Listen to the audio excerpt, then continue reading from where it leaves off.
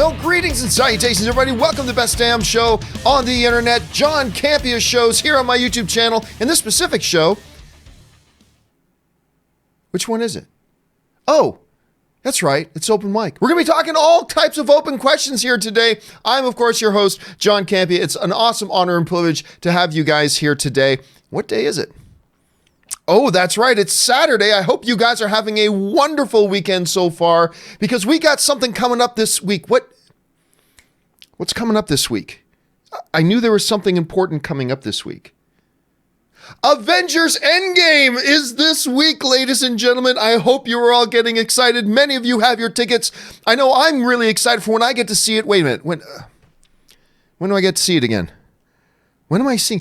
I'm seeing it in 2 days. I'm seeing it on Monday. Cannot wait. Of course, the review embargo for Avengers Endgame lifts on Tuesday afternoon. I will have my review up Tuesday afternoon for you guys to see. However, they have told us, just so you know, that the social media review embargo for Avengers Endgame lifts once the premiere is done.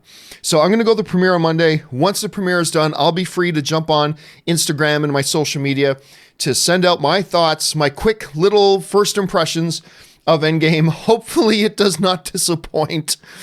Hopefully it does not disappoint, but I know a whole hell of a lot of us are very excited about it, and we've been counting down to this week, and the week is now here, ladies and gentlemen, and we're all excited about it. So we got a bunch of stuff we're going to talk about here today. You guys have been pouring in the questions already to get going on today's show, so let's not waste any more time and get right to it. And our first topic today comes to us from Jedi Lori, who writes, how do streaming services with original content know if it makes its money back when people aren't buying individual tickets? Well, they basically go by traffic numbers. See, while Netflix doesn't release its traffic numbers to the public, they do know what their traffic numbers are. They know what people are watching. And then specifically, like, they have very complex analytics that will tell them, like, for instance, somebody new shows up, what are the first 3 things they watch when they sign up? So when they're launching like a Daredevil season 3, right?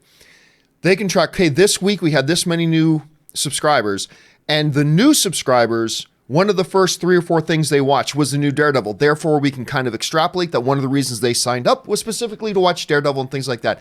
But look, they have a whole bunch of very complex analytics. They track their stuff. They know what people are there to watch and what people sign up to watch. And they have their analytics reports that kind of point the way to all that kind of stuff. So they know. They don't let us know, but they know.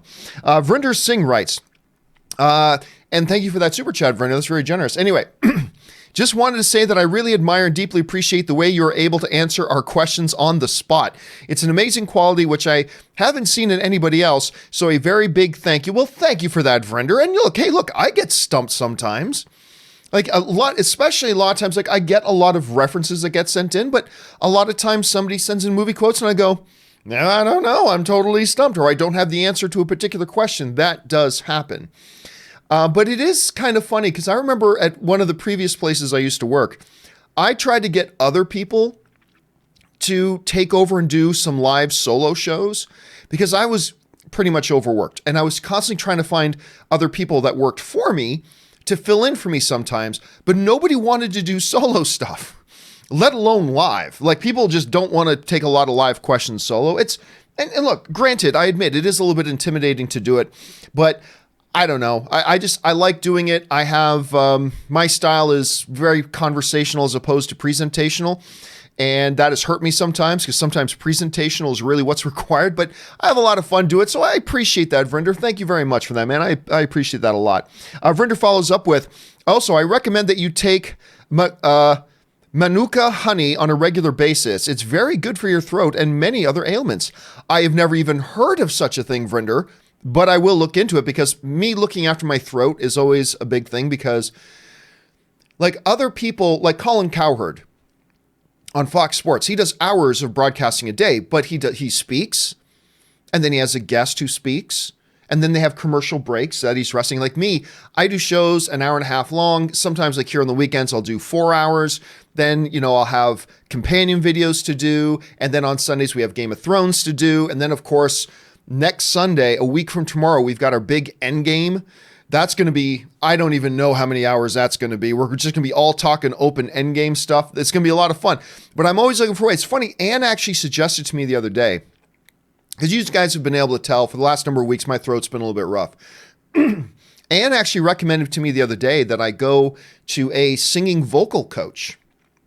And I'm taking her up on that idea. I'm going to start going to a vocal coach to just learn how to better use my voice and how to conserve it and exercises to do, because I literally talk for a living. So I guess I got to keep an eye on that. But thanks for that recommendation, Vernor. I'm going to look into that stuff. Vernor also follows up with, if Palpatine does physically come back in episode 9, do you think Kylo will bend the knee or retaliate against him? Well, I think the logical answer right now is that he resists him, because remember, Kylo wants to get rid of all the old stuff. Kylo in his mind represents the new. He is the here and now. He wanted to get rid of the Sith. He wants the Jedi to be gone. He wants the Sith to be gone. So this could be a situation where Kylo and Rey have to kind of take the enemy of my enemy is my friend approach for a moment. But I don't think that at all suggests Rey or Kylo is going to have any kind of a redemption arc. But I think they might have a scenario where they have mutually aligning interests, which is both of them believe the Emperor's got to be gotten rid of, if he's even back physically. And we don't know that for sure at this point. We'll have to keep our eyes open for that. Bruno Y writes, one of two. Favorite Game of Thrones theory: Baelish faked his death by paying an iron coin to that woman in the alley, aka a faceless man, to take his place in the trial. She seemed to whisper, "Your time's up." Also, Baelish had family from Bravos, called himself a boy from nowhere. His dagger is a weapon often used by assassins, and he likes to talk in riddles.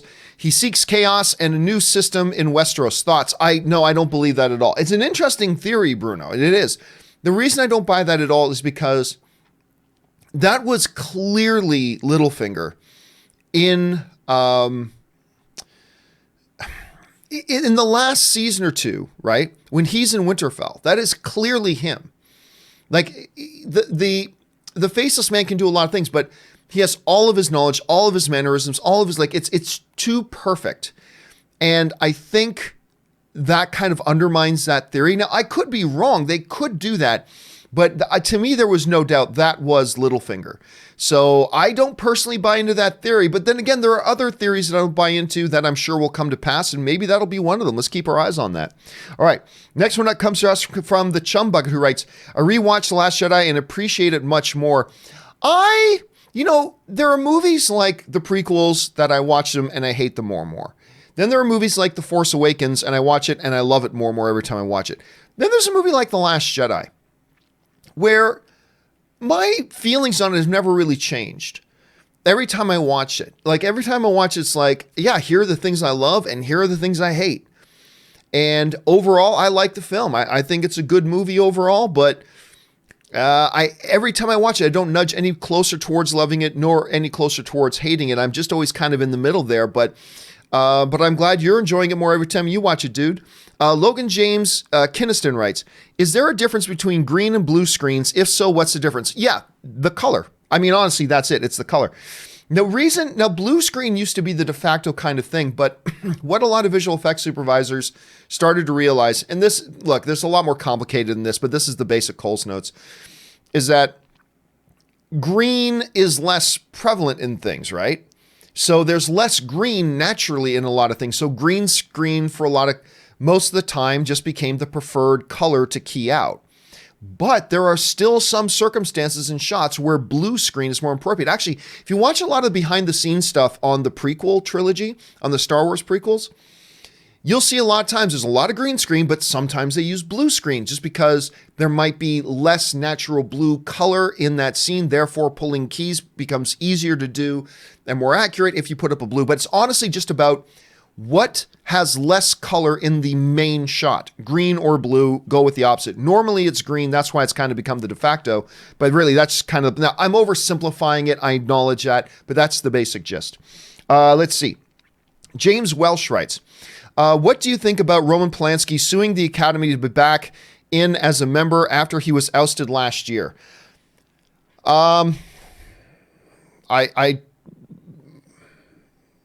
Look, it's within his rights to do that. If he wants to try to force his way back in, that's his prerogative to do that.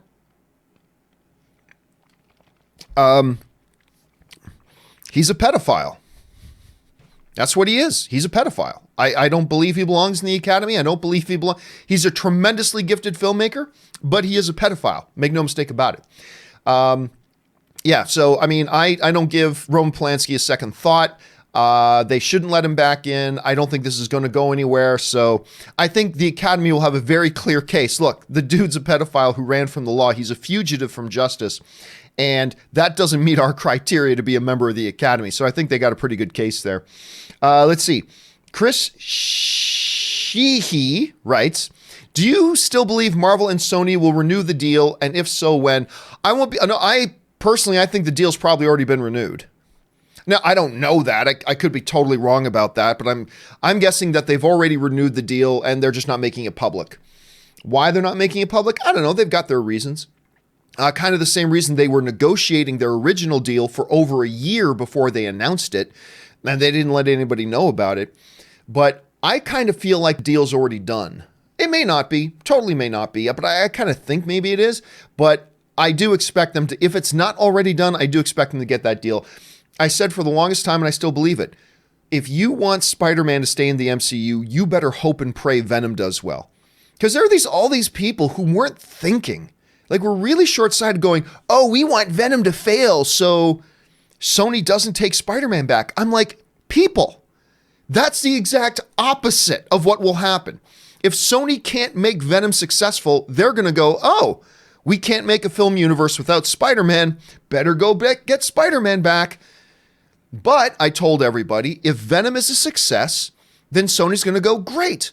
Now we know we can make successful comic book movies without Spider-Man, and we can make money from Spider-Man being in the MCU.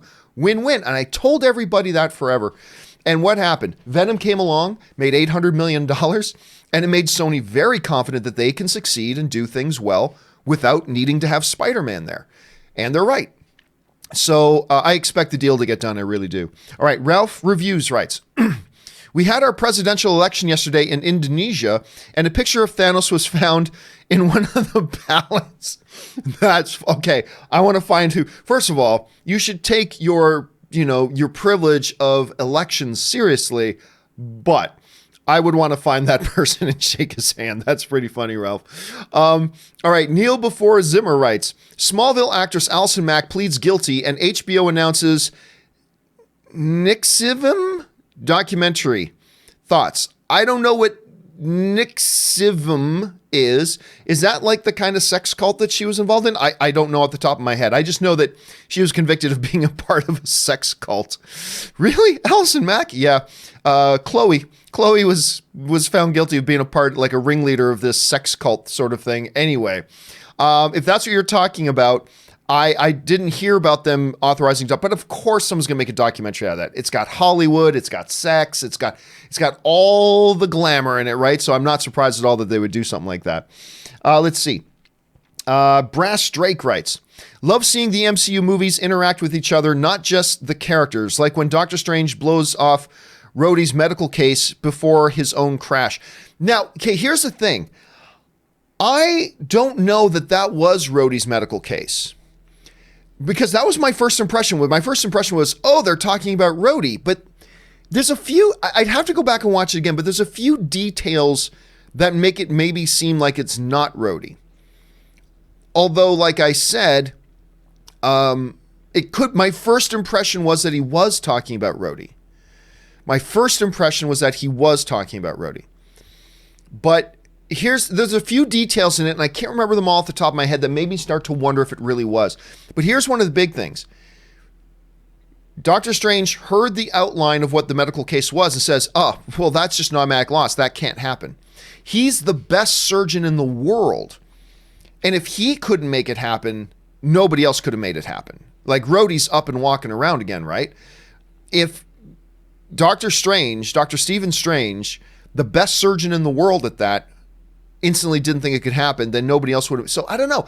I'm not really sure if that was him or not. I got to go back and watch it again, because my first impression was that it was, but then I remember listening to the details again a few more times and starting to wonder. So I'm not really sure. It's a good question. I hope it is, because that was pretty cool. Ryan Lohner writes, One of my favorite early roles, the title character in Chaplin's The Kid, is Jackie Coogan, a.k.a. Uncle Fester. Really? That's the same guy? If I had no idea. That is a little piece of Hollywood gold trivia right there, because I had no idea. None. That's the cool fact of the day, Ryan. Thank you for sending that in. I appreciate it. That is absolutely the cool fact of the day. McDavid deserves better. Absolutely he does. Writes, let's sincerely thank the Avalanche for doing the Lord's work. Seeing the mystified disbelief on Flames' faces gave me unbridled joy in fulfillment. You Albertans. Here's the thing to me. When the Leafs would get eliminated before the playoffs even started, which happens all the time, people would get mad at me that I would then cheer for the Ottawa Senators. And my friends would be like, you are not allowed to cheer for the Ottawa Senators. Hey, look, when they're playing the Leafs, obviously I'm cheering for the Leafs, blah, blah, but they are the Ontario team that's left. They're the Ontario team from Ottawa, Ontario. They're the Ontario team that is still remaining. They're a Canadian team. I'm going to cheer for them. And I've never understood, because some of my best friends over the years are Albertans and from Saskatchewan, which invests itself very heavily in Alberta. And I've always understood the rivalry of Flames Oilers. I've always understood that because we got Canadians Leafs.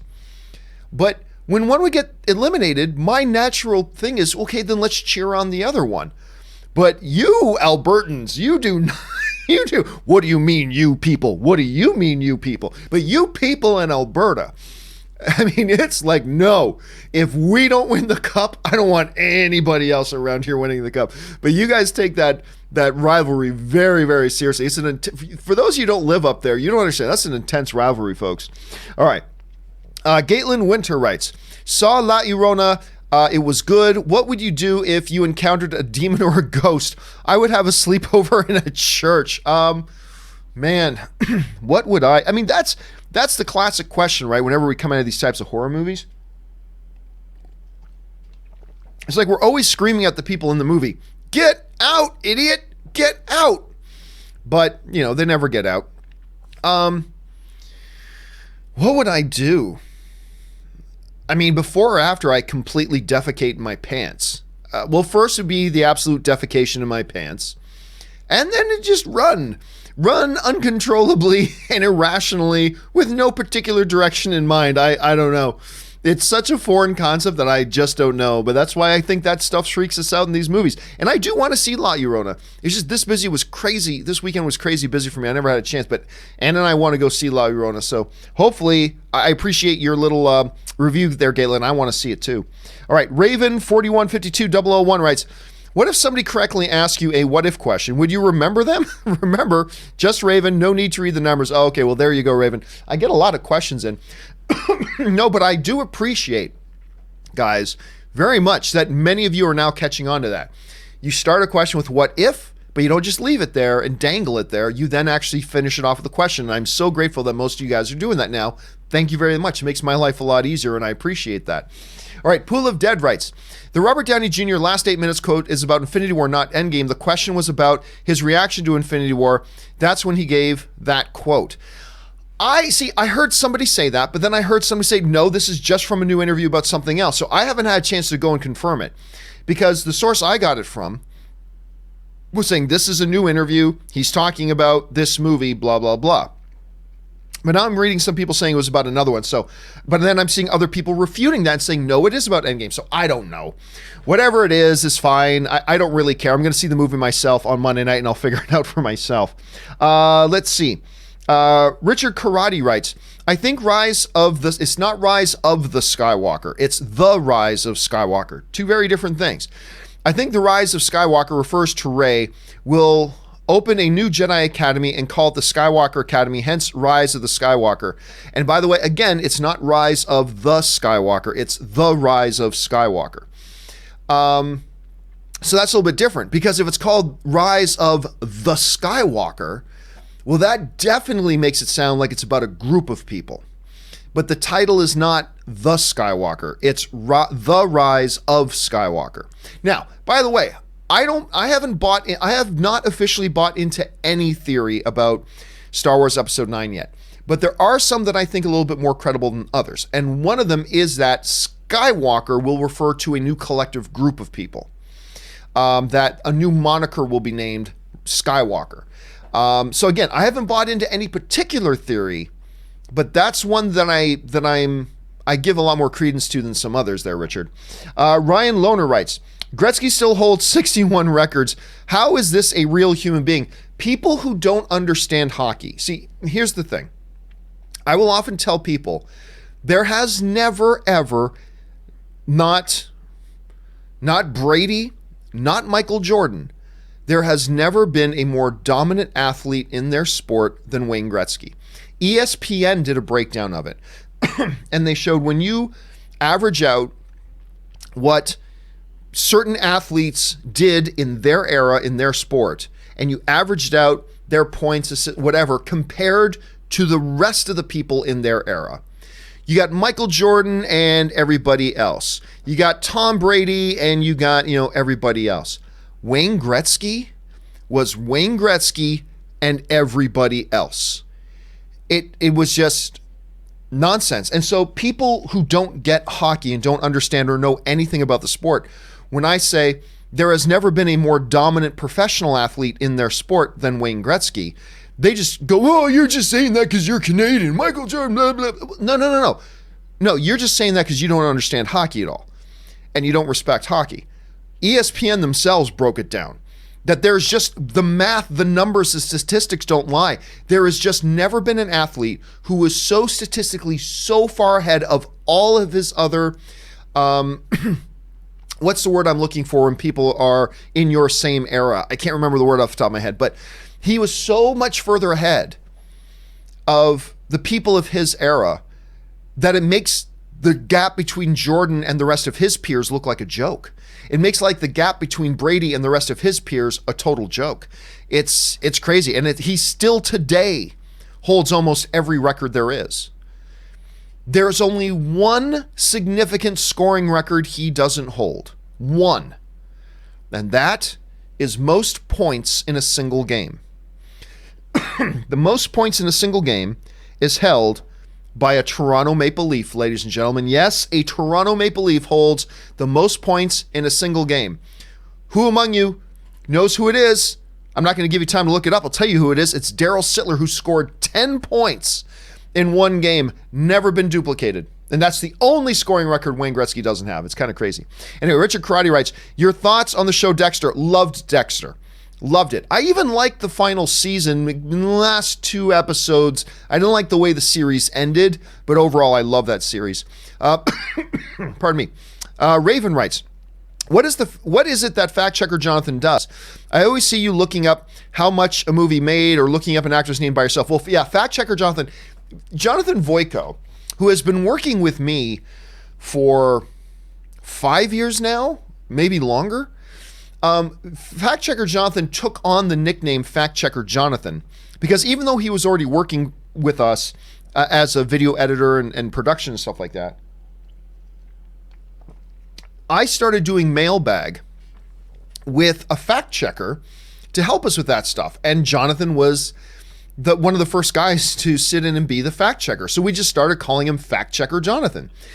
What Jonathan's main job with me right now is whenever I have pre-recorded stuff, he does a lot of the editing on it. Now, I don't do a ton of pre-recorded stuff, but mostly he works on Movie News Feed now. He writes, I send him the topics I want, and just recently I started him writing the scripts for that, and then I record the audio for it, send it to him, and then he puts together all the graphics, the motion, the video package, and then he sends that off to me. And then he does a bunch of miscellaneous stuff that I need from time to time. Like if I need help setting up cameras, he comes over here and does that and does whatever I need. But his main responsibility right now is to do any video editing on reviews I do, but mostly it's the Movie News Feed.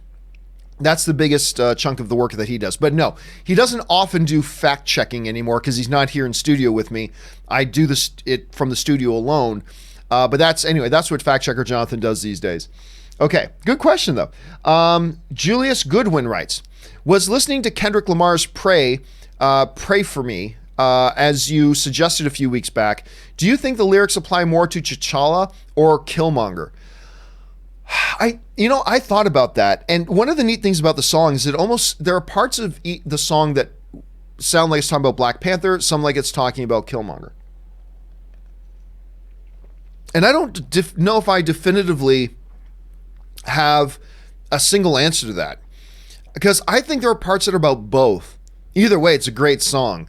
I would lean towards T'Challa, but you can make arguments that there are parts of it that sound more like it's talking about Killmonger. So there's that. Raven writes, did you watch the first season of Cobra Kai? I watched the first 5 episodes and I bailed on it. Hey, look, I totally respect that there's a lot of you guys that really love that show. My wife Ann likes it. Kaori likes it. I thought it was gibberish. I thought it was trash. I'll straight up tell you, I thought it was awful. But everybody else likes it, and that's great, so I respect that. But yeah, if you're going to ask me my thoughts on it, I thought it was just terrible. I really did. But whatever. Hector Jada writes, all set for Endgame Thursday night at 6 p.m. on Dolby, Friday AM on IMAX, and Saturday night at the new Sony Digital Cinema I told you about on Facebook, plus 2 showings on Monday. Here's the thing, Hector, and I've said this a bunch about those of us who have multiple screenings already lined up. I hope it's good. I really hope it's good, because there's going to be a lot of us that wasted a lot of money if it's not. So I have 3 screenings lined up right now. I've got the premiere tomorrow night, or Monday night, I should say. Then Tuesday morning, I've got a screening of it over at Disney, and Robert Meyer Burnett's coming with me to that. And then I got my tickets for opening night at AMC for Thursday night for that. And I don't have any other tickets after that, because I figure I will have seen it by 3 times with them. But man, I just hope that people like you and me and a lot of other people who have already purchased tickets and we have multiple screenings lined up, I really hope for our sake that this movie's good. I really do. Zach Bartran writes, maybe in the minority, but I'm all about reading spoilers for movies. I'm looking forward to before going into them so I can temper my expectation so that if it's bad, the letdown won't be as extreme. That's the thing, Zach. In as much as film is all subjective, the same extends to spoilers. There are some people that spoilers really don't bother them at all. There are some people where the slightest spoilers just shakes them to their core. And then there's people like me where I'm somewhere in the middle. I can hear some spoilers not bother me, but if there's some big major revelation, I'd rather not know that. But we all have different kind of experiences and expectations with them. So I'm sure you're not alone, Zach. I'm sure there's a bunch of other people as long as you're not one of those people that spreads those spoilers around or talks about them openly, then that's cool. I have no problem with people who like to read that stuff, but I do have problems with people who send it around. Right? I've got a big problem with people who do that. But yeah, there are some people that they can know the entire movie before going into it. Totally cool, no problem. And there's some people who just don't like hearing the slightest thing. So you're not alone on that, man. You're not alone on that, Zach. Whatever makes your movie-going experience better is good with me. All right. David Crabtree writes, greetings, chum. Have you seen season 2 of The Tick yet? No, but I'm dying to. I am dying to watch that. While not plotted as well as season 1, the comedy and dialogue still hit the mark. I loved it. Dudes, I loved season 1 of The Tick on Amazon. I really did. Now, I'm a big fan of every incarnation of The Tick. I love the comic books. I love the animated series. I even like the old Fox series with Putty from Seinfeld. He did he played the Tick in that. I love every incarnation. So I was really nervous going into this one, but I got to tell you, I liked it a hell of a lot. I really liked it. And I'm looking forward to season 2, so I haven't got around to sit down and start watching it yet. I'm a little behind on a few things, but that is one that is definitely in my queue. I cannot wait to watch that, David. All right, Taki75 writes, best X-Men scene, Wolverine versus Lady Deathstrike. Oh, that's a good one. That is a good one. But you know what one of my favorite scenes is? And I've got several that I like more than that one, but that is a good scene. Honestly, one of probably my top 5 favorite X-Men movie scenes is from a bad X-Men movie. And that's X-Men 3. But when the big battle happens around the hospital where the kid with the mutant negating powers is, and you got the X-Men trying to defend against Magneto coming over on his bridge, sailing that bridge with his magnetic power, and Kelsey Grammer's Beast is in there fighting, and his fighting style looked awesome. It is a fabulous scene in a pretty forgettable movie, but that scene, give it its due. I really like that scene. But yeah, that Wolverine versus Lady Deathstrike scene is really good too.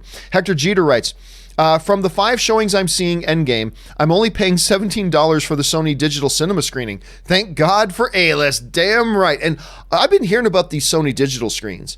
Now, for those of you who haven't heard much, if we're talking about the same one, Hector, and maybe we're not, but Sony has started releasing a few screens that there's no projector. They're literally just giant TVs, like hyper giant TVs.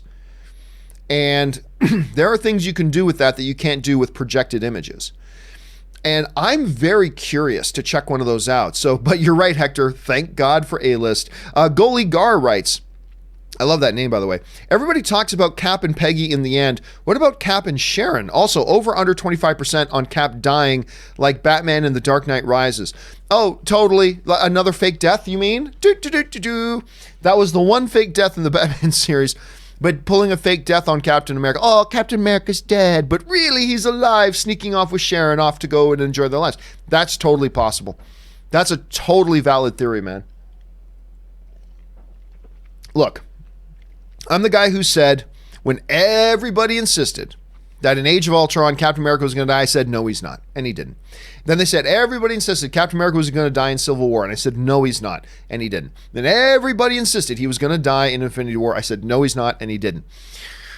Now everybody's saying he's going to die in Endgame. And while I don't think he will, even I got to admit, there's a pretty good chance that maybe he does.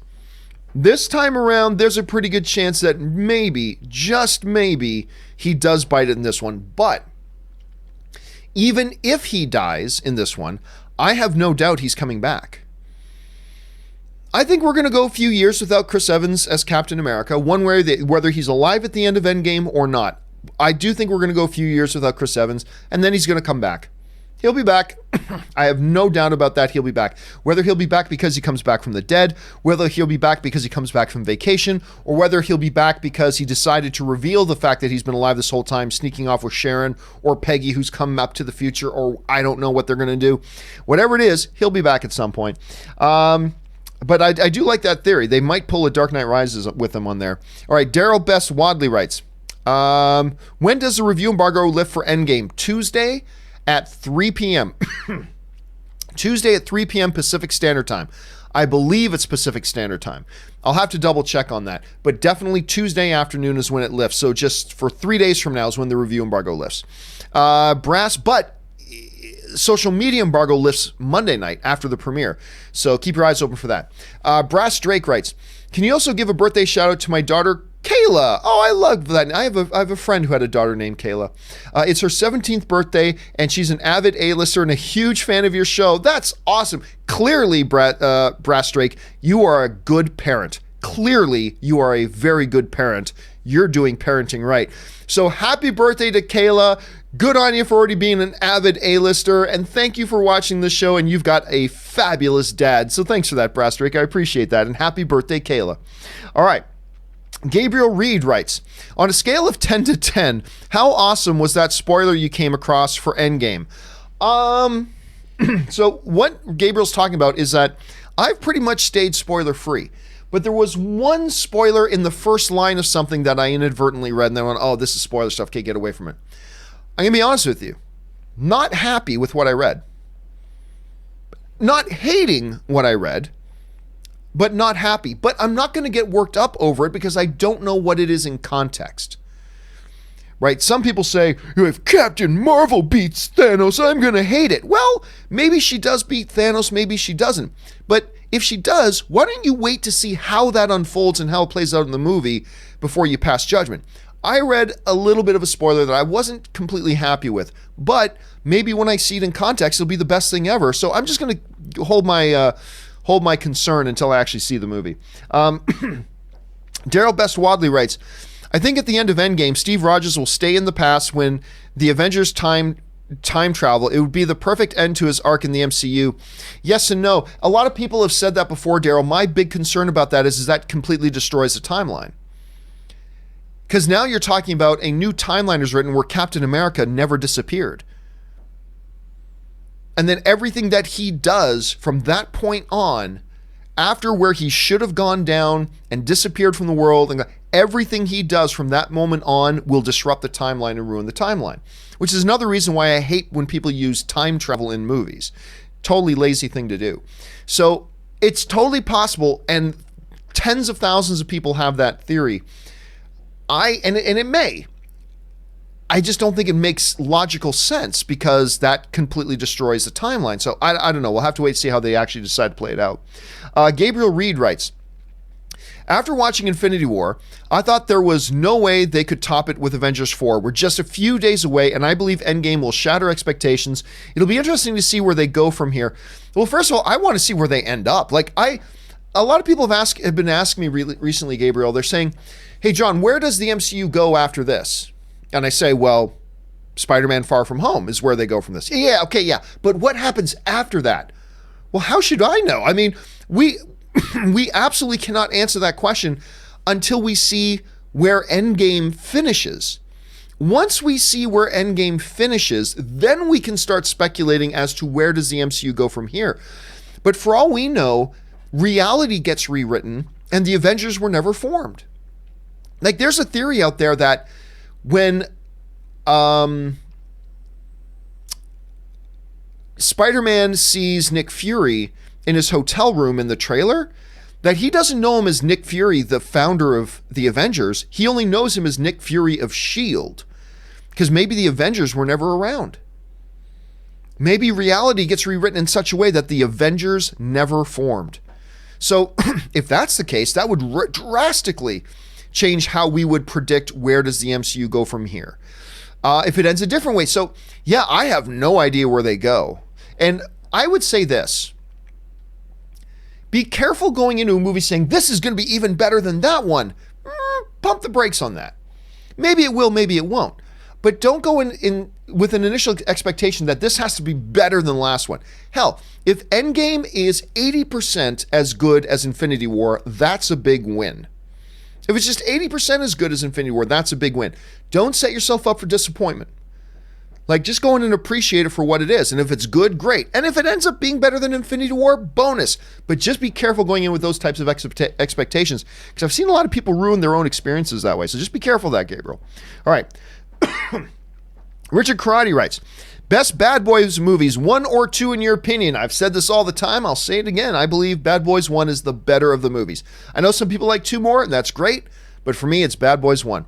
Roman Stewart writes, happy 420, John. Yeah, I literally woke up this morning. This is how kind of a nerd I am. I woke up this morning, and Ann rolls over, and the first thing she says to me is, happy April 20th, honey. And I'm like, okay, happy April 20th birthday. Happy April 20th, baby. Awkward pause. What is April 20th? And she looks at me and says, it's 420. I'm like, yeah?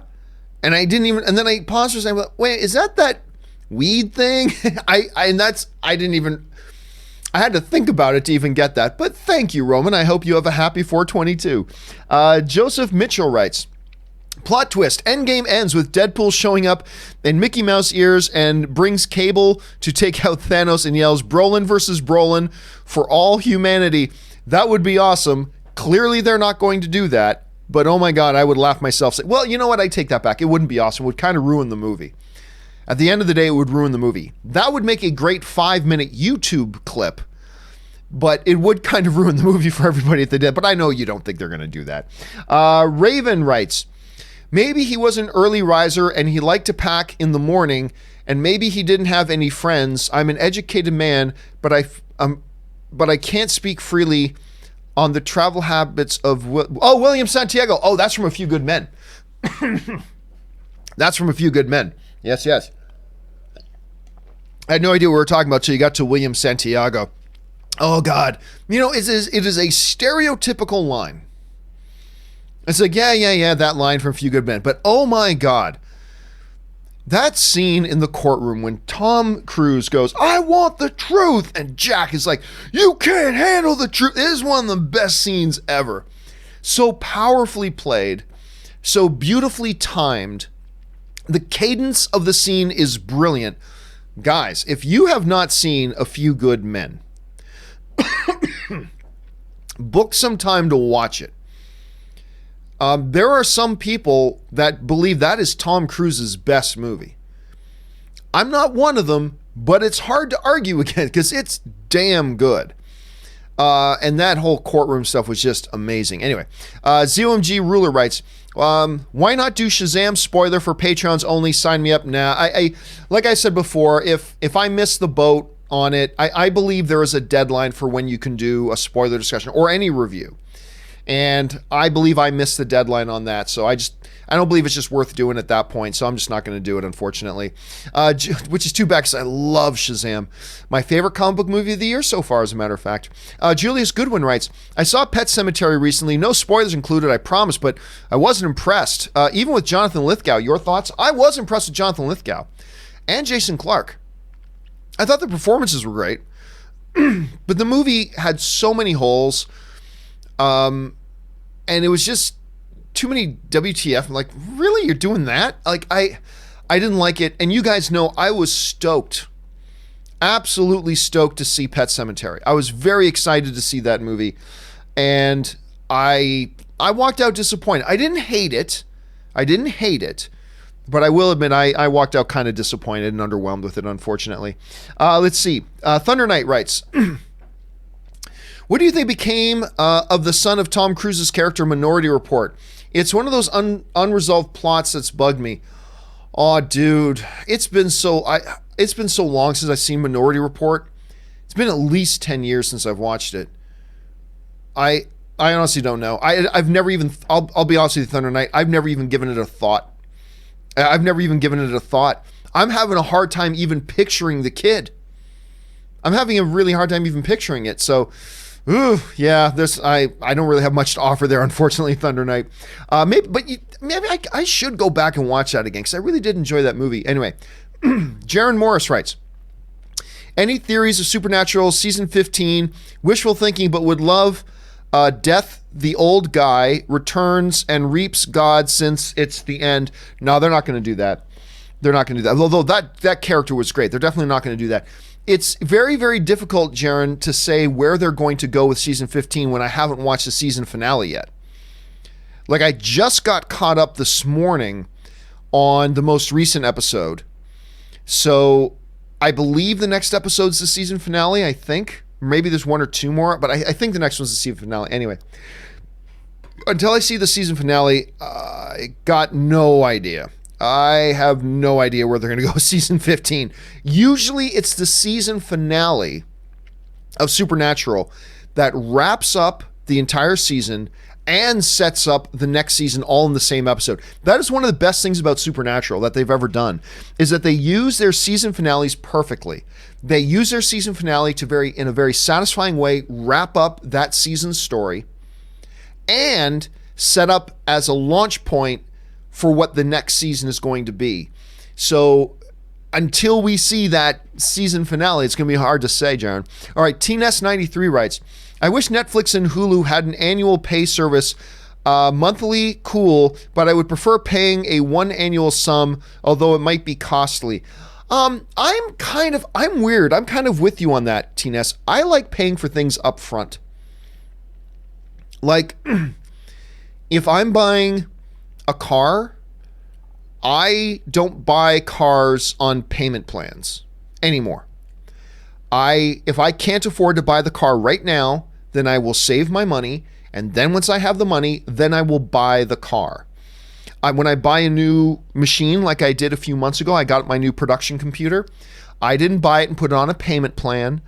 I waited a long time, because you guys know I was talking for like a year about getting a new machine. I waited till and set a little bit of money aside for a little computer fund.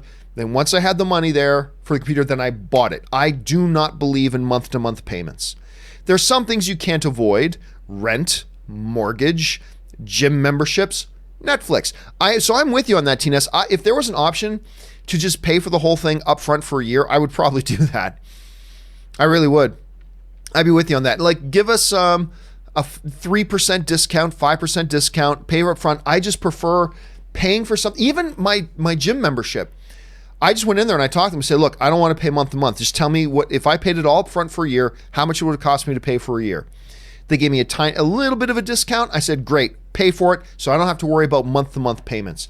That's how people get in trouble financially. It's those monthly bills. That's what starts to add up, because we've all got our regular monthly bills, right? We got our rent, we got, our utilities, we've got this, we got that. But then we start adding all these other monthly bills on top of it. And all of a sudden, we're paying X number of dollars every month for monthly bills. Now, look, I am not a financial expert, so you shouldn't even be listening to me. I'm just telling you what my personal philosophy is. My personal philosophy is I don't do debt, and I don't do month-to-month payments. If I can't afford it, then I don't buy it. It's just that simple. There are a lot of cool toys that my friends have. There are a lot of people ask me, why don't I have the Thanos hot toy yet? Because I'm a little more frugal with my money.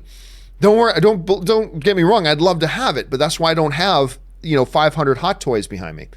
I'm pretty frugal, and I do not like month-to-month payments. I like to buy something, get it over with, and now I own it, and I don't have to worry about a bill coming in for it next month. You know what I'm saying?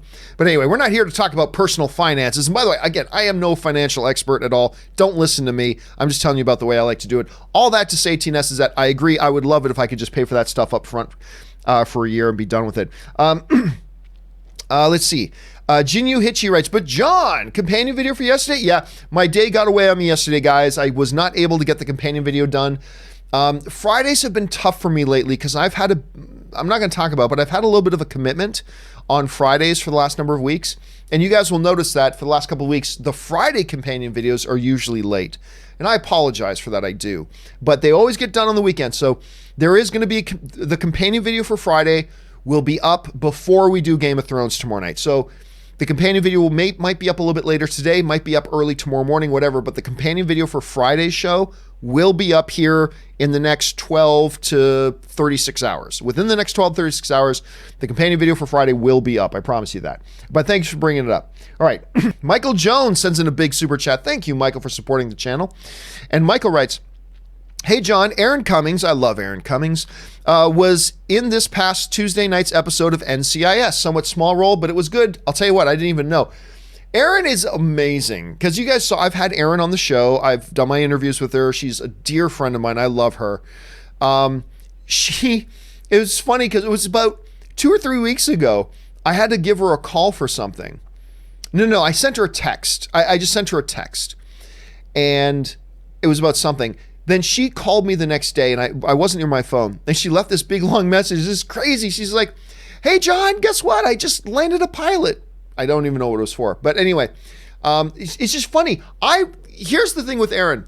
I'm watching Blacklist, and all of a sudden the main guest character of the week comes on. I'm like, Anne's like, that looks like Aaron Cummings. I'm like, no, that's not Aaron. And I'm like, holy crap, that is Aaron. I didn't even know she was in Blacklist, and there she was.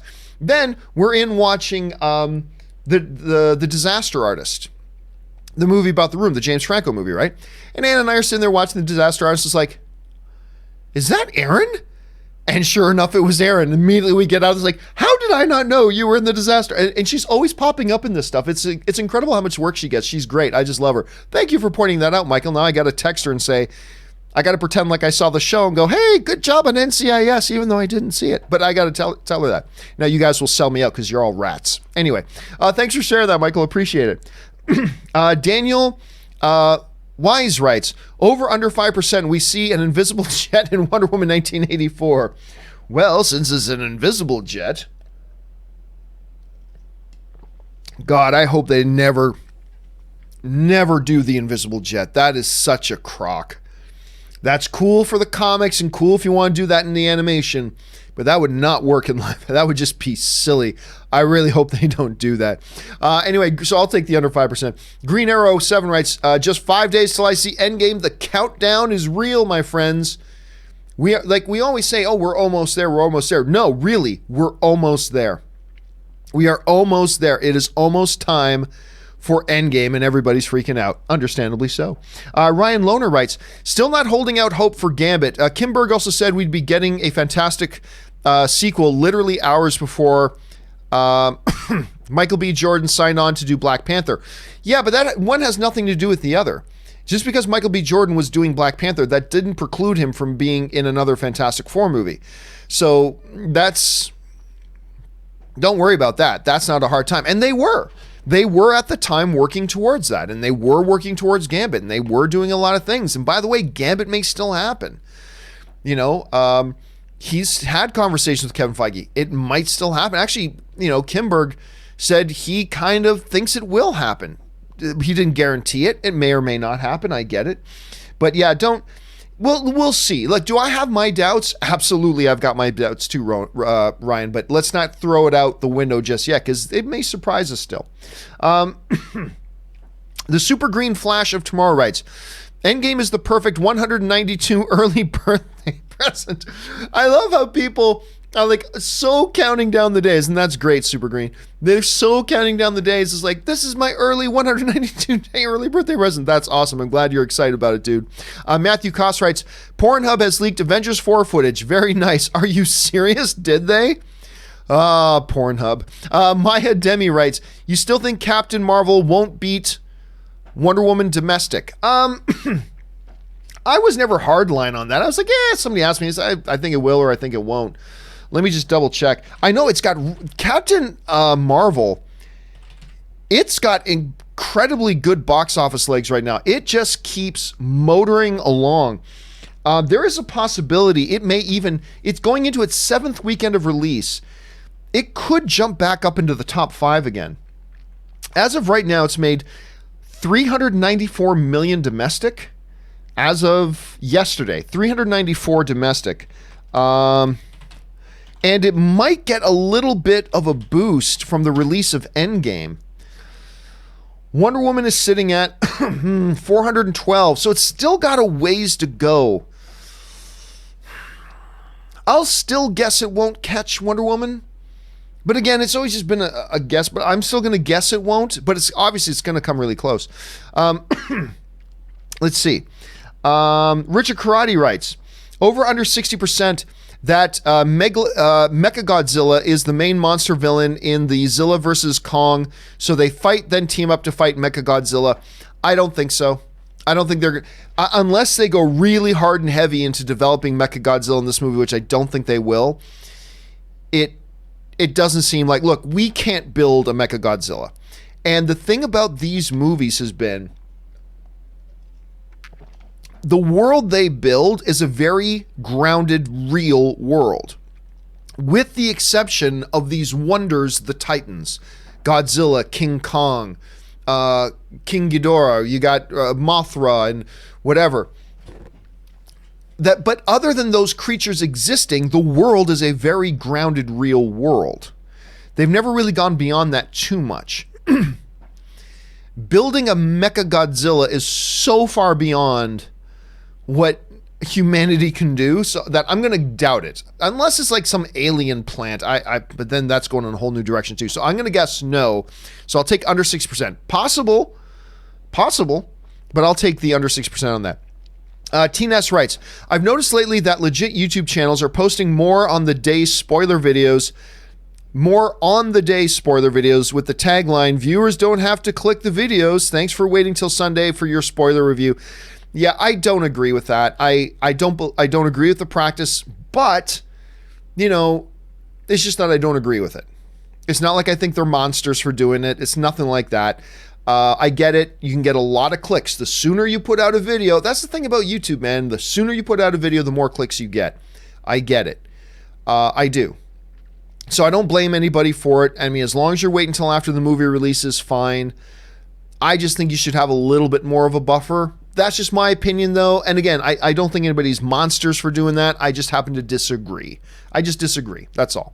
And so I do mine. I like to wait a couple of days before. I think you should give more people the opportunity to see it, give fewer people spoiler ammunition, and then just do it a couple days later. But again, That's just how I feel. Other people feel differently, and that's fine. But thanks for the comment, T-Ness. I appreciate that. All right. Dan Ketchum writes, poor Nora. Barry's becoming a real ass. I don't know. Like, we're talking about the latest Flash episode. I think he's got real good reason to be very apprehensive and nervous. When you find out that your kid has been working secretly behind your back with your mortal enemy, come on. I mean, that's going to do something. I don't think he's being an ass. I think he's reacting very understandably, to be honest with you. Don't get me wrong. I understand Nora and her plight and where she's coming from too, but I'm also understanding, look, if you're Barry and you find out somebody you trusted have been working behind your back the whole time with somebody who has tried to kill you countless times and murdered your mother and has tried to ruin you countless times and is your mortal enemy, you would have trust issues too. Right? At least that's what I think. Okay, Green Arrow 7 writes, seen The Leftovers, an all-time great TV score. Carrie Coon, Proxima Midnight, Regina King, Justin Theroux are all out of this world good. Never really watched it. I've always had people tell me that I should check it out. Well, a few people I know really don't like the show, but I know a few people that really do like it quite a bit. So I do got to check it out at some point someday. The nice thing is I don't know anything about the show. I know the basic premise of it, but I don't know anything that happens in the show. So it's not like if once I start watching it, even if I don't watch it for another year, I'm pretty much watching it clean because I don't know much about what goes on in the show. So it's one of those shows I got to get caught up on. Rodrigo Ortiz writes, The Rock in Toronto. Finally, The Rock has come back to Tehran to run his mouth in your candy asses. Damn, The Rock as a heel was amazing. Did he do that in Toronto? Oh, The Rock is the best. There are a couple of professional wrestlers, because what you got to understand is mic skills are as important as in-ring skills. I've seen a lot of wrestlers come and go who were, here's the thing, there was a wrestler named Dean Malenko, okay? He kind of came up in the era of Chris Benoit that nobody's allowed to talk about anymore, of Chris Benoit and things like that. Dean Malenko might have been pure raw talent-wise one of the top 2 or 3 greatest wrestlers of all time. But the reason nobody knows his name, and only those who are familiar with professional, like even people who don't know professional wrestling, they know who Roddy Piper is. They know who Hulk Hogan is. They know who The Rock is. They've heard the name The Undertaker. They know all these guys. But the only reason that Dean Malenko is not a household name and people outside of wrestling never heard of him, because the dude had no mic skills.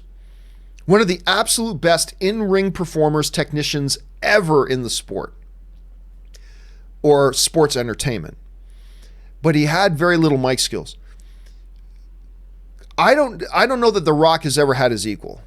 I don't know that The Rock has ever had an equal in pure mic skills. Hogan was always great on the mic. Rowdy Piper, magnificent on the mic. Steve Austin, fantastic on the mic. The Rock, fantastic on the mic. But having mic skills is like 50% of the battle. Because there are some wrestlers who are actually, I can think of a few wrestlers who actually weren't even all that good of wrestlers, but they had fantastic mic skills, so they had a career, you know? So anyway, but yeah, The Rock was just the best. Julianne S. writes, Star Wars original trilogy versus Lord of the Rings, bigger cinematic achievement. Well, it's hard to say because they were different eras. Like, Lord of the Rings did things that wowed everybody, but Star Wars literally created techniques. Like when Star Wars came out, Star Wars pushed the industry forward by a decade just when it came out alone. They did things, so many things in that movie that had never been done. So you have to think of it in terms of the impact they had in the era in which they released. On that level, overall, as a Star Wars trilogy, you got a Star Wars trilogy. But I will say that The Lord of the Rings Return of the King, I still hold that one single movie was probably the best individual cinematic accomplishment ever in the history of film. I still kind of believe that. Overall, the Star Wars trilogy as a whole for what it did, but for single movies, it might be very much Lord of the Rings Return of the King. Django 19 writes, I know you say theaters will have one less showing per day. No, that's not me. That's the math. But in my Regal, we're opening earlier and adding up to 5 more showings per day as late as 2 to 3 a.m. We've never had showings past 11 ever. That's cool, Django, but lots of places did. Like, I still remember when the first Avengers movie came out, it was originally going to be playing on 5 screens in the AMC Burbank 16. As we got closer to showtime, it added a 6th screen, then a 7th, then an 8th, then a 9th. And before you knew it, it was playing in every theater in the building and running 24 hours a day. I mean, so it's not like this is unheard of and that it's never happened. It has happened. And then it happened again with these other monster movies, with The Force Awakens and all that kind of stuff. It happened with Infinity War, and everybody forgets this. So can they do it even more with Endgame? Yes, they can. Do I or Robert or a lot of people think that this movie can get to 300 million opening weekend? I don't think it will, but I've been saying for a long time it is possible. It's possible. It's got some things working for it. It's got a number of mathematical things working against it. How will it all wash out? Not sure. But believe me, and you can quote this, it is possible that Endgame hits 300 million. I don't think it will, but I'm not going to be surprised if it does. I'm not going to be surprised if it does. It's a total possibility at this point. It's a total possibility. But yeah, stuff like that, Django, it did happen with a lot of other movies. We can't forget that. Let's see. John Salva's writing, when is Endgame spoiler talk? Endgame spoiler discussion is going to be at 12 p.m. noon a week from tomorrow. So next Sunday at 12 p.m. Pacific Standard Time is when we go live. And Robert Meyer Burnett's going to be in here with me. I might even have Ann in here too to talk about it. But that's when we're going to go live with our Avengers Endgame spoiler discussion. It's probably going to go 4, 5, 6 hours. And then we'll probably have about 10 companion videos to do along with it and all that kind of stuff, just like we did last year. But it's going to be huge. I can't wait for it. It's going to be so much fun. Make sure you guys already plan to join us for that. All right. Christopher James writes, since Disney Plus and Hulu are not available in all markets, will Disney show The Mandalorian on Netflix? It's a good question. Now, the difference is Disney Plus is going to launch, or at least over the course of a year, it's going to be in a lot more markets than, say, something like the DC streaming service is or something like CBS All Access is. Disney is planning to go in a lot more countries. However, what has happened is for like DC streaming, they have Titans, but a lot of countries don't have the DC streaming service. So what's Warner Brothers to do? They license Titans out to Netflix or something in those countries and those countries alone. That makes sense. I have a feeling Disney will do that. I think they will. I don't know for a fact that they are, but it seems to me to make sense that they will. So I'm going to guess, Christopher, I'm going to guess yes. Guy Volt writes, better performance, McAvoy in Glass or Lupita in Angus? McAvoy in Glass. Lupita Nyong'o is amazing in Us. Amazing. James McAvoy in Glass, though, that was like something I've never seen before. Don't get me wrong. I'm not saying it was on the same level as like Daniel Day-Lewis in There Will Be Blood or anything like that, but it was mind-boggling what he did. With all those different personalities, he totally made me believe in the character. It was nuts. I love Lupita Nyong'o in Us. I think there's a good chance she gets nominated for an Academy Award for it. But McAvoy in Glass, I'll give a slight edge to that one. Even though I didn't even love the movie, I'll give a slight edge to that one. Django19 writes, do you think other cities that don't usually have 2 a.m. showings could help compensate the money that you said won't be available to it and boost it to over 300 million? It's possible. The issue is it's going to take a lot of compensating, because here's the thing. Right from the start point, you have Infinity War at $253 million. So already, to get to 300, you've already basically got to make 50 million more, right? You're already starting 50 million down. You got to make 50 million more than what Infinity War made opening weekend. So let's do some basic math here, okay? Let's do some basic math. Let me bring up a calculator. Okay, so let's do this just for fun. At 50 million more, okay, let's divide that by 4,500 theaters, okay? That's one of the widest releases of all time. So 4,500 theaters divided by, that means you need to have, and then we'll divide that by 250 seats per theater.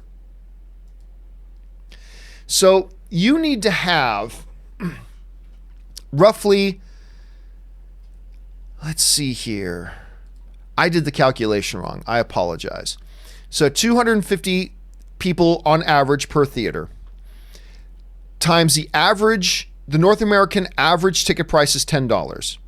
So that's $2,500. Okay.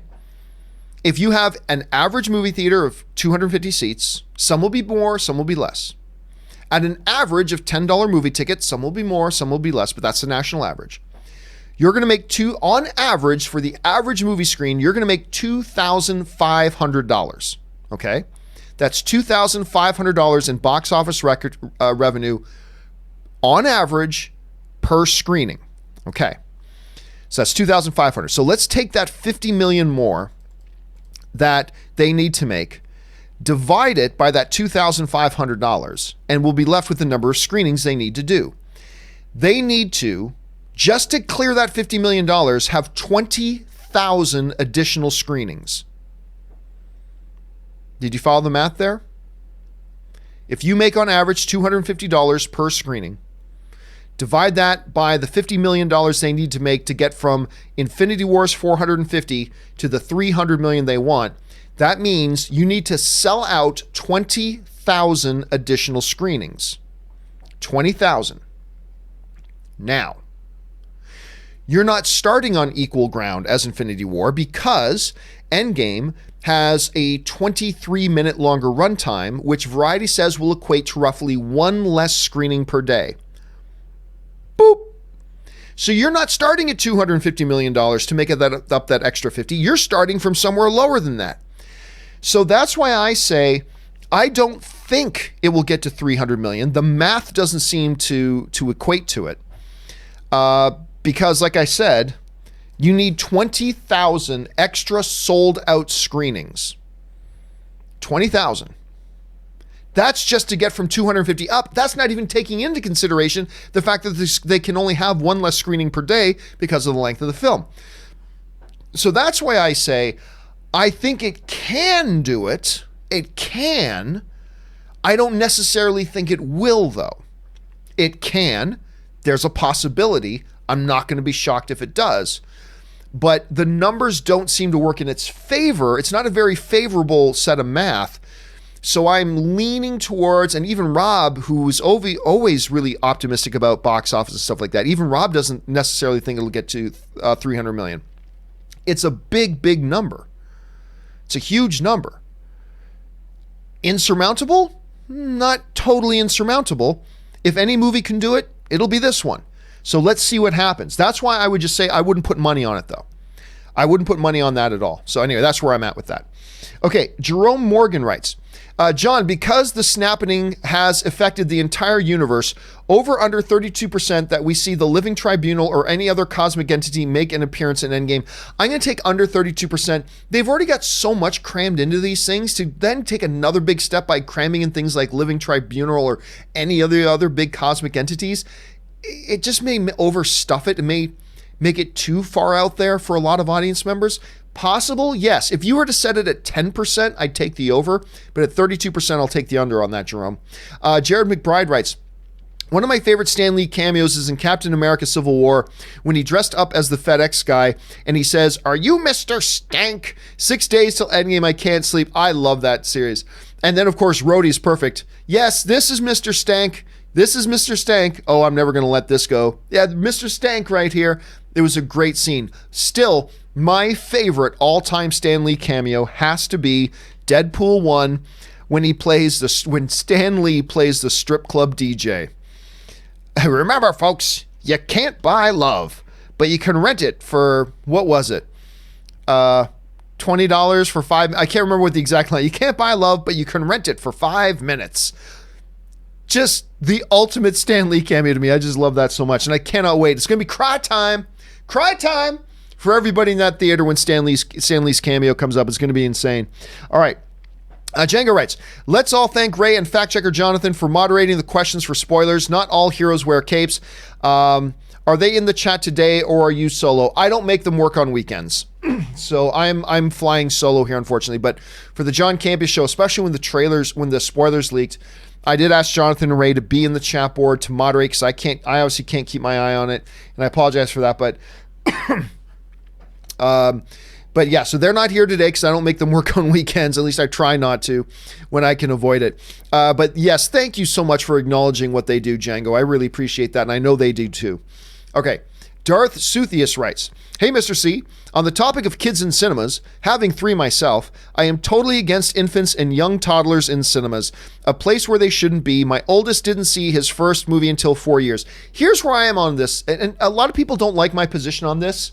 Tough. This is my position on this. And you don't have to agree. Being somebody who doesn't have any kids myself, but I've had a lot of friends over the year with kids. Going to the movies is tough. Getting babysitters are expensive and blah, blah, blah. And guess what? For every time we go into a movie, and I gotta say, maybe I'm just lucky, but maybe 1 out of every 5 movies I go to, do I ever have a problem hearing a baby crying? Maybe 1 out of every 5. Might be closer to 1 out of every 10, but for every one time you hear a baby crying or a kid crying in a movie, there are probably 40 other kids and parents with kids who the kids stay totally quiet during the movie and hardly make a peep. So I don't know that the answer is just when the vast majority of parents who bring their kids, and by the way, most of the time when a kid starts crying, most of the time, at some point the parent will stand up and take the kid out of the auditorium. They're usually very respectful. Sometimes they don't, and that's annoying. But I don't think the answer is just nobody bring your kids to a movie. Nobody bring your kids. I'm okay with it. I have sympathy for fellow film fans who have kids and babysitters are expensive. And as long as they're respectful that, hey, if my kid starts getting worked up, then I just respectfully leave the theater. To me, then there's no problem. No problem. So I'm okay. But I do agree with this. I don't know if I've got it in my saved. Let me see if I've got it in my saved photos here. I don't think that I do. No, I don't, unfortunately. But somebody put up a graphic in my Instagram. And it was basically Lisa Simpson standing in front of a chalkboard pointing at it. And on the chalkboard, it was written, "Dear parents, please remember that Avengers Endgame is over 3 hours long. If you don't think your child can be still and be quiet for 3 hours, and what kids can, that's a tough one, please consider leaving them at home." I mean, I understand with that philosophy as well. This is an exception. This is a long movie. This is a long one. So it might be one that more parents who, if you know your kid can get a little fussy, and lots of kids can, doesn't mean your kid's a bad kid, just means they're a kid. We're all like that. If your kid can't stay still for 3 straight hours, and a lot of them can't, you might want to consider not bringing them. But if you've got one of those kids where you never have a problem bringing the movie, but then by all means bring them to a movie. So I'm a little bit in the middle on all this, Darth, to be honest with you. I'm a little bit in the middle. But like I said, for the most part, when I see parents bring in kids, normally there's no problem. Sometimes there is. And most of the time when there is, they usually take them out, no problem. But yes, there is that odd time that you get a parent that brings in a kid and the kid just gets fussy and whiny and the parents seem to think it's everybody else's problem. And that's unfortunate. That's really unfortunate. All right. Let's keep motoring here. Chris Warden writes, so now the Brie Larson haters / trolls are taking a 2-second clip from a press junket interview to stir up controversy between her and Chris Hemsworth. It's so sad. It is. It's absolutely sad. I addressed it once and a few other people asked me about it. And it's like, guys, if you think this is an issue, you need to grow up.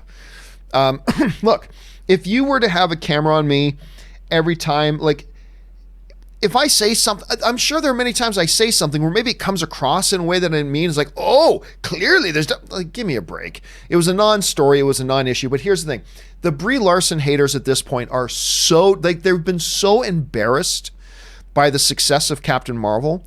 and so humiliated that they insisted they were going to ruin the movie and they were going to make it a failure and blah, blah, blah. And it made over $1 billion. Even I didn't think it was going to hit $1 billion.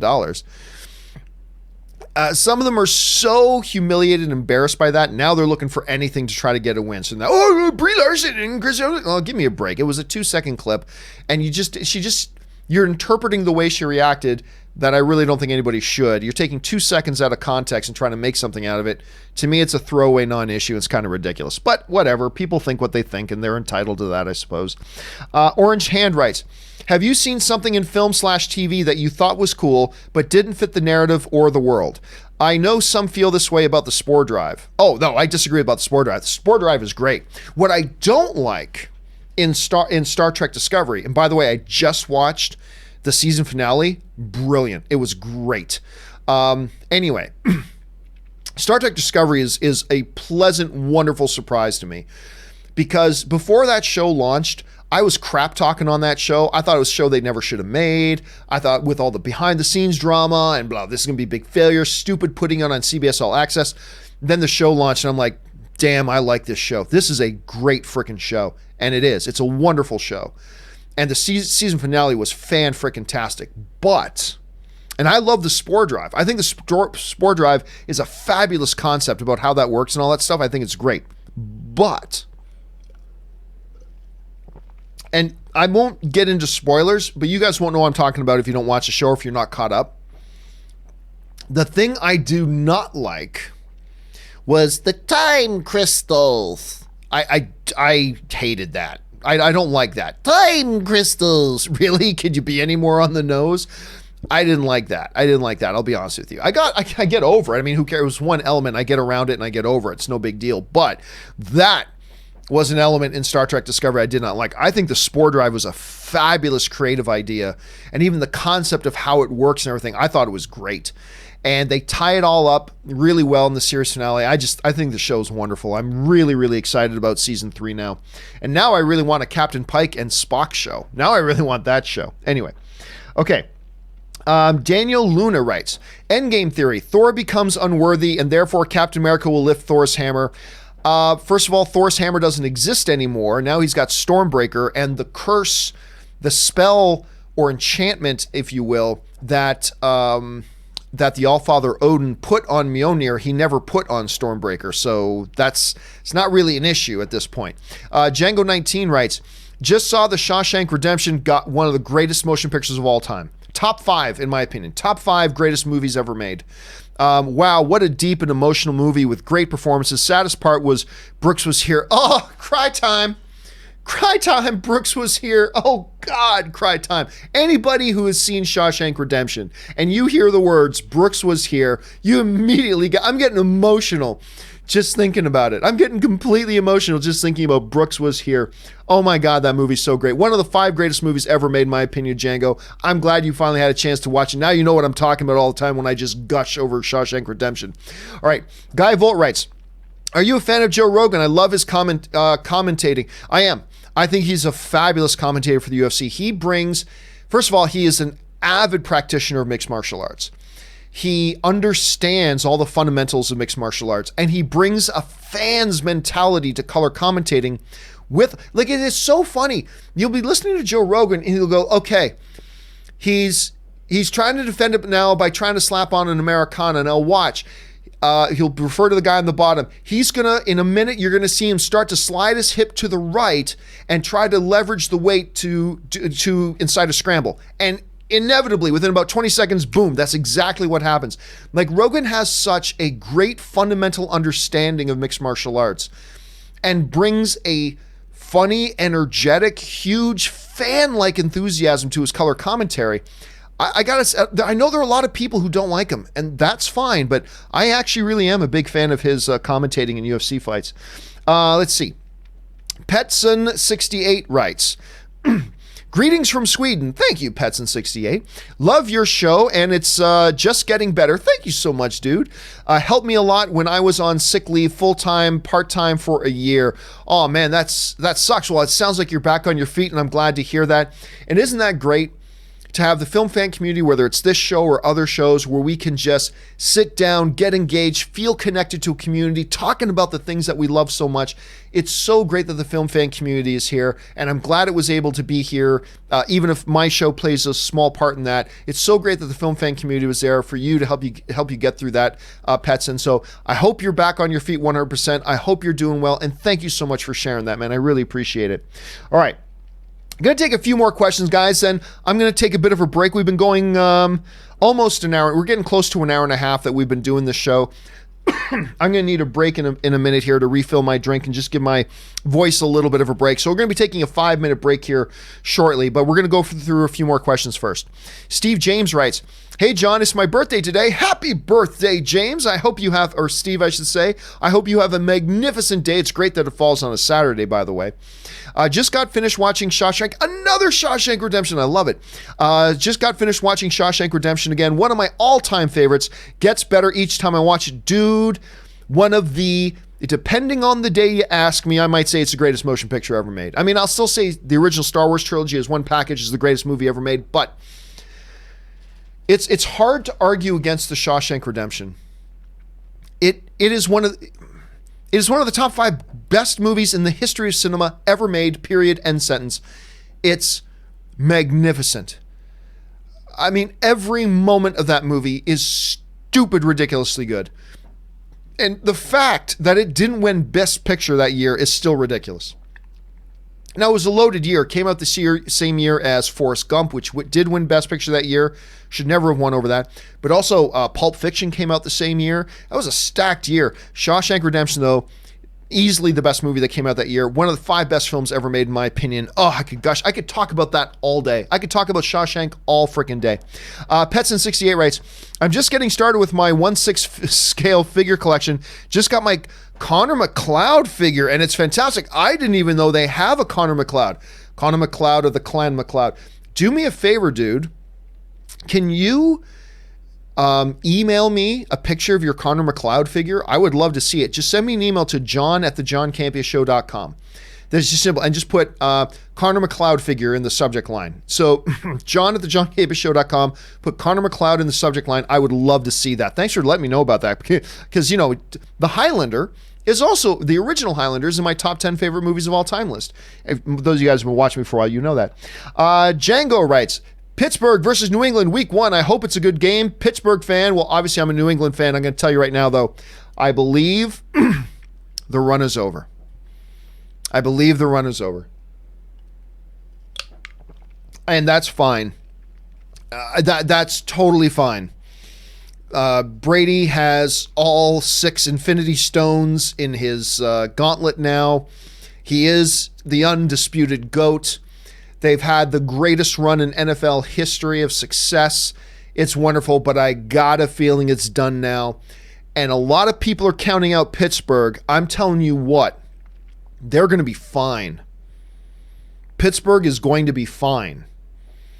And I think this is going to be the first year that we do not see New England win that division. Anyway, Django then just sends in a $1 super chat. Thanks, Django. Mike Carlos writes, "Hey, Mr. Filthy, no companion video." Again, as I explained, that is going to come in the next 12 to 36 hours. I have a commitment on Friday. I worked like 6, 7, 8 hours on Friday. Didn't have time to get around to doing the companion video, but it will be done before the end of this weekend, probably later tonight, maybe early tomorrow morning, but the companion video is coming. C-Spice writes, "Hey, John, when does the Endgame embargo lift?" Tuesday at, I believe, 3 p.m. Pacific Standard Time. This Tuesday at, I believe, 3 p.m. Pacific Standard Time is when the embargo lifts. C-Spice also writes, "At premieres, do stars watch the films?" Oh, yeah. Yeah, they do. They always come in. They always do this. Well, not always, but most of the time, before the screening begins at the premiere, the whole cast and producers and director get on stage. They say a couple of words, and then they come down off the stage and take their seats, and then they begin the premiere. So yes, the stars do watch the movies with us at the premieres. Most of the time, I should say. David Sickles writes, "The real reason Thor was able to beat Thanos in only one shot in Infinity War was because Thor had the high ground." I'm telling you what, man, that never gets old. "It's over, Anakin. I have the high ground." What the hell are you talking about? One or the other of you have had the high ground 20 times in this fight, but now it's over because you have the high. That never gets tired. But you're right. Thor had the high ground. Good one, David. I appreciate that. Timothy Platt writes, 73 win Warriors team. No one will let us live down, losing in the finals, up 3-1 up 3-1. 2019 Tampa Bay Lightnings hold our beers. Yeah, that was rough. That was but you know, the other thing about the Warriors that time, whenever I hear somebody saying, "Oh, the Warriors choked that year," they were playing LeBron James. I mean, come on, cut them a little slack. It's not like they were in there playing against some cupcake 8th seed team. They were playing LeBron James. Now, they still had a much more talented roster because it was LeBron James and a bunch of tin cans. Well, no, that was still the year. That was the year they still had. Oh, why am I freezing on the dude's name who's playing on the Celtics now? I can't. Kyrie Irving, that's who it was. They still had Kyrie that year. The next year they didn't. It was LeBron James in the finals against the Golden State Warriors again, where it was LeBron James and a bunch of tin cans versus the Golden State Warriors, who everybody in the starting lineup was a first-team All-Star. It was ridiculous. But I always tell people, cut that year's Golden State Warriors a little bit of credit. The Lightning, though, they win the President's Trophy, first place team in the league, and they lose to a last seed team, and they got swept. You're right, man. That was pretty brutal. They're going to have a hard time living that down. Joshua Howard writes, over under 10. Thanos isn't killed at all. Instead, only the snap is undone, with Thanos possibly returning later for another movie. No, you got to be, one way, whether he's alive or dead, you got to be done with Thanos at this point. Thanos has been around for all 10 years. Now, granted, he hasn't played a significant role until Infinity War, but he was around, and we see he has a big major scene in Guardians of the Galaxy. He's popped up throughout the other things, but at some point, you got to be done with the Thanos thing. The Thanos thing is like, okay, we just did this big 10-year story arc that culminated in that. It's time to move on from Thanos. So I'm going to say under 10% that they just bring back Thanos for another movie at this point. All right. W. Weasel writes, and thanks for that super chat, man. I think Shuri being dead is a misdirect. I don't think so. She was arguably the most important character coming out of Black Panther. Oh, dude, not in the least. At least I think so. Why wouldn't the Russos show her get dusted? It would have definitely heightened the impact. I don't think so. Out of everybody that we saw get dusted, Shuri would have been the least important. Look, everybody knows. Talk to me about Black Panther. I'm going to say two things. I'm going to say Shuri and I'm going to say M'Baku. I can go all day on Shuri and M'Baku. I love those characters. However, Shuri wasn't even, maybe at best she was a third level character in Black Panther. I loved her, but she was a very small character in that movie. Like, clearly T'Challa was a bigger character. Clearly Killmonger was a bigger character. Okoye was a bigger character, had a much bigger role in the movie than Shuri did. Lupita Nyong'o's character, I'm freezing on, what was her character's name again? Oh, I'm forgetting. Anyway, she was a bigger character in that movie. No, I think if you had shown her dusting at the end, I think there were a lot of people in the MCU that dusted that we didn't see dust. And that scene of showing character after character dusting was already getting kind of long. So I don't see why you throw in even more scenes of it. And she would have been the least important of the MCU characters to show getting dusted if they did. So I don't think so.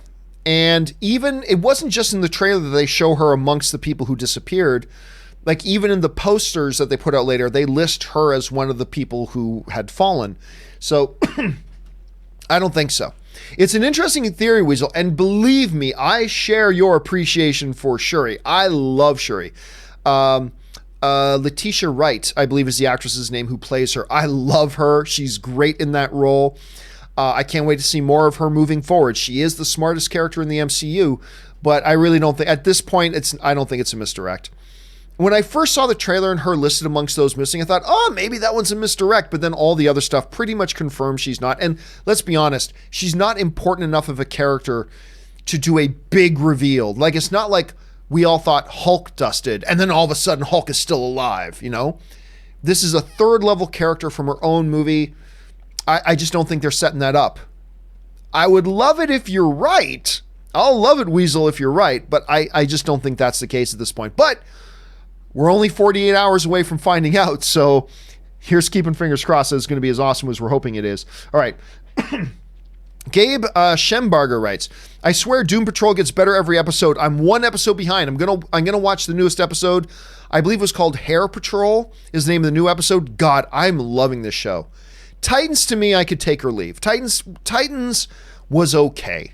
I watched Titans first. It's not bad. It has its upside, but at best, I think Titans is okay. Doom Patrol is freaking awesome. I am loving this show. I am eating this show up completely, Gabe. Okay, J Meister 25 writes, what is your favorite comic book movie ever? Oh, that's easy. The original Avengers. The first Avengers movie was the best. Mine is Infinity War. Great action, awesome script, the theme of the sacrifice, and it all connects, all the separate sets of characters, and of course, Thanos. Yeah. I don't even think... and believe me, a lot of people share your... And I love Infinity War, and a lot of people share your thing. Infinity War isn't even in my top 3. To me, the first Avengers movie, which kind of defined what a Marvel movie is, was that first Avengers movie. I still think that's the greatest comic book movie of all time. I think Civil War is a better movie. I think Winter Soldier is a better movie. Yeah, so I might say Infinity War is my 4th favorite MCU film. I'll say Infinity War is my 4th favorite MCU film, and I do love that movie. Can't wait for Endgame. But yeah, for me, it's my absolute favorite, still that first Avengers movie. That first Avengers movie laid the groundwork, and it kind of defined and solidified what is a comic book movie today. What it accomplished, because let's face it, Infinity War wouldn't exist if it wasn't for that first Avengers movie. We wouldn't be getting Endgame or Infinity War or any of the other stuff if it wasn't for Avengers and what Avengers did. It's crazy. It's so that's why, to me, it is the all-time greatest comic book movie ever. My 3 all-time favorite comic book movies: Avengers is number 1, then in no particular order in number 2 or number 3 spots. So in no particular order, the next 2 spots to me are The Dark Knight and Logan. I believe Avengers, The Dark Knight, and Logan are the 3 greatest comic book movies of all time. And man, I would love it if Endgame's good enough to bump one of those out. I would love it. Okay, let's move on here. Raymond Verada writes, some theaters in the Philippines are showing Endgame will be shown. Let me try this again. Some theaters in the Philippines showing Endgame will be shown with Chinese subtitles due to the large number of Chinese workers. Insulted, Filipino viewers have asked for refunds, no Filipino subtitles. Well, now clearly I don't live in the Philippines. My family is from the Philippines. On my wife's side, obviously my wife, Ray, was born in the Philippines, my in-laws. But let me say this. If I went to a movie and I was just expecting a regular presentation of a movie, and all of a sudden in the movie you had Italian subtitles running through, that would bother me. I didn't buy my tickets for a screening that had subtitles in it. I bought my tickets for a regular screening. Even if it was like, say, in Italian, let's say, and I'm Italian. If they had Italian subtitles, that would bother me. I would think that people in the Philippines, if they thought they were buying their tickets for a regular screening and then all of a sudden found out that the screening they were going to go to had subtitles in it, regardless of what language those subtitles are in, I could see that being bothersome. I would probably ask for my money back, because it's like, hey, I bought this not knowing there was going to be subtitles on it. I want my viewing experience to be without subtitles. I could see that. So yeah, I don't understand all the intricacies of the issue, but I could see where they're coming from, Raymond. All right, Richard Karate writes, what will come out of first Venom? What will come out first, Venom 2 or Aquaman 2? Ooh. By the way, I'm looking forward to both. Richard. I'm going to guess Venom 2. I think Sony has a little bit more of a of an urgency to them. I think they want to get this out, and I think they want to keep the momentum going. So I'm going to guess Venom 2. It very well could be Aquaman, but I'm going to guess Venom 2. All right. Final question I'm going to take before we take a 5-minute break, guys, because we've now been going for over an hour and a half. So the last question, then we're going to take a 5-minute break, and then we'll come right back to it. Tony Hurd writes, one of my hobbies is collecting movie posters. Nice. And I just bought the teaser poster for the first Avengers movie. Soon I will have the teaser poster for all 4 Avengers movies. Can't believe Endgame is less than a week away. By the way, Tony, and that's a generous super chat, Tony. Thank you so much for supporting the channel that way. I used to collect movie posters. My offices always used to be lined with posters. I'd get the poster, take it to a framing place, get them framed, hang them on my wall. I used to love it. Now, then I would move around. They became a pain in the ass to move with me, so I eventually got rid of all my posters. But that is a great hobby to be in. I love that. That's fantastic. And I would love, you know what, I think I probably will. When it's all said and done, I will get a new office where along one wall will be the posters for all the Avengers movies, all professionally framed. One for the Star Wars movies, minus the prequels. Actually, probably just the original trilogy. Probably just the original trilogy things. The Matrix poster is one of my favorites. The Shawshank Redemption poster, that's one of my all-time favorites. We've been talking a lot about Shawshank Redemption today. That's one of my favorites. And I'll probably get those all kind of lined up. But dude, you're right. It is now less than a week away. 1 week from today, most of us will have already seen Endgame. Wrap your heads around it. That's how practically close it is. In a practical manner, that's how close it is. 1 week from right now, most of the people watching this stream will have already seen Endgame. Isn't that crazy? And I get to see it in 2 days. That's John's dance of happiness, in case you didn't know. I get to see it in 2 days. Really stoked about it. They just got a hold of me. They made the arrangement. My limo was all arranged for it. So we're being brought to it in a limo. It's going to be a lot of fun. Very excited about it. Woohoo! Very excited. Let's see. I'll do 2 more and then we'll take our break. So I want to get down to Darth Suthius's. Can't believe it, from Benjamin, who writes, can't believe it, but I'm keen for Dark Phoenix now. Hey, listen, that new Dark Phoenix, I'm telling you, I'm still as skeptical as ever about Dark Phoenix, but I am telling you, I think that new trailer was really damn good. I think the new trailer was really damn good. I liked it, and so let's see what happens with that. All right, Darth Suthius writes, is there a holy Bible of what has to be or supposed to be? I have a friend who can't get on board with the new iterations because it's not his, not my Batman, Superman, Star Wars, Star Trek, etc. That mindset is not healthy in my opinion. Oh, I agree. I completely agree. It's like, look, if all you wanted was them to redo what was already done, just go back and watch the old ones. Now, I would have this debate and discussion with Star Trek fans, for example. Like, I love the J.J. Abrams Star Trek movies. I think they're fun. I think they're really great. And they reinvented and reinvigorized the Star Wars fan base or Star Trek fan base, because here's the truth. Nobody likes to hear this, but this is the truth. The Star Trek fan base was dying off. There was no Star Trek fan base anymore. There was a core, very loyal group, but they were literally, as the years went on, dying off. There was a franchise that was not creating new fans. It was getting smaller and smaller in its public interest. No new fans were being brought on board. Their movies were all tanking, all that kind of stuff. It was a dead franchise. It was a dead, or at the very best, it was a on life support franchise. Then all of a sudden, JJ comes along and he kind of reinvents it. And all of a sudden now there's new Star Trek fans. There's new fans. And there's renewed interest in the property. Unfortunately, what some of the original Star Trek, notice I said some, there were some original Star Trek fans that they just wanted Star Trek to keep doing what they had always done, which had led to them being on life support. But just keep doing that. They were just keep doing that. And the fan base was drying up and disappearing, and the movies were tanking and all that kind of stuff. You can't expect them to just keep it the way it was. You got to reinvent. You got to try something new now. It had its run. It had its run, and it was great. And I love them, but it was time to move on and to do something new and different. Same is said of Batman. You know, some people still wanted the Schumacher Batman. Some people still wanted the Adam West Batman. Some people still wanted the Michael Keaton Batman. And there were great things about all of those. But they were released for their time. You know, they were put together in the time and in the context that they existed in. This is a different time and context, and it requires a new iteration, something a little bit different. So we get The Dark Knight. And then we move on, we move years past that. So we get Ben Affleck's Batman.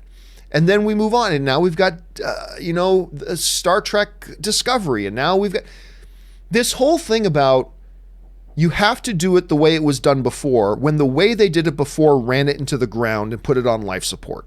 That to me makes no sense. But again, we're only talking about some.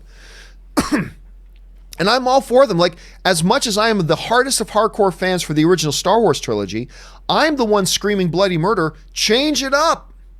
I love The Force Awakens. Don't get me wrong. I love The Force Awakens. But it's time to move on from Obi-Wan Kenobi. And it's time to move on from Boba Fett. And it's time to move on from the Skywalkers.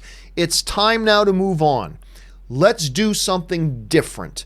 That's why I'm so excited about The Mandalorian. I'm excited to see what they do, what Benioff and Weiss do. I'm excited about all that kind of stuff. You got to change things up. You got to shake it up. And that's, when somebody says to me, whatever franchise is talking about, that's not mine. You're right. It's not yours. It's something new and it's something different. And now as a fan, you have a choice to get on board with it or don't get on board with it. But don't start acting like we shouldn't get on board with it just because it's not the same thing that you used to like. And that's the problem. When you got other people trying to tell you, you shouldn't be excited about this new thing because it's not the way my thing used to be. Well, good for you. This is a new thing. This is a new incarnation of this thing. Whether it's Batman or whether it's Star Wars or whether it's Star Trek or whether it's Wonder Woman or whatever it is. And you as a fan now have the choice to be on board with it, great, or don't like it, that's fine too. But don't spend your time trying to convince me and other people that we shouldn't like this new thing. Don't spend your time doing that. That's toxic. If you don't like it, that's fine. If you want to say you don't like it, that's fine.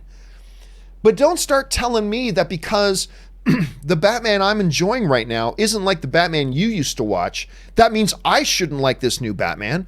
What's the point of that? What's the point of that? I'm going to like what I like. You like what you like. And if you get on board with the new Batman, fabulous. And if you don't, that's okay. But you're right, Darth. There's just people out there who not only don't like something that's new, they then seem to try to make it their mission to try to make other people not like it too. And they'll just hammer that all the time and hammer and hammer. You shouldn't like it either. Well, tough. I do like it. I like the new Batman. I like the new Star Trek. I like the new Star Wars. And hopefully they'll continue to go in a different direction. That's what I want them to do, but I'm a fan of it. So you're right. This whole thing about there being a Bible and you're supposed to like this, not supposed to like that, that is kind of thinking I just actually reject. Okay, guys, that is going to take us to a break now. We're going to take about a 5-minute break. I'm going to refill my drink. I'm going to use the bathroom quickly, give my voice 5 minutes to recover. So do not worry, guys. We will be back in 5 minutes. So come back and join us in 5 minutes.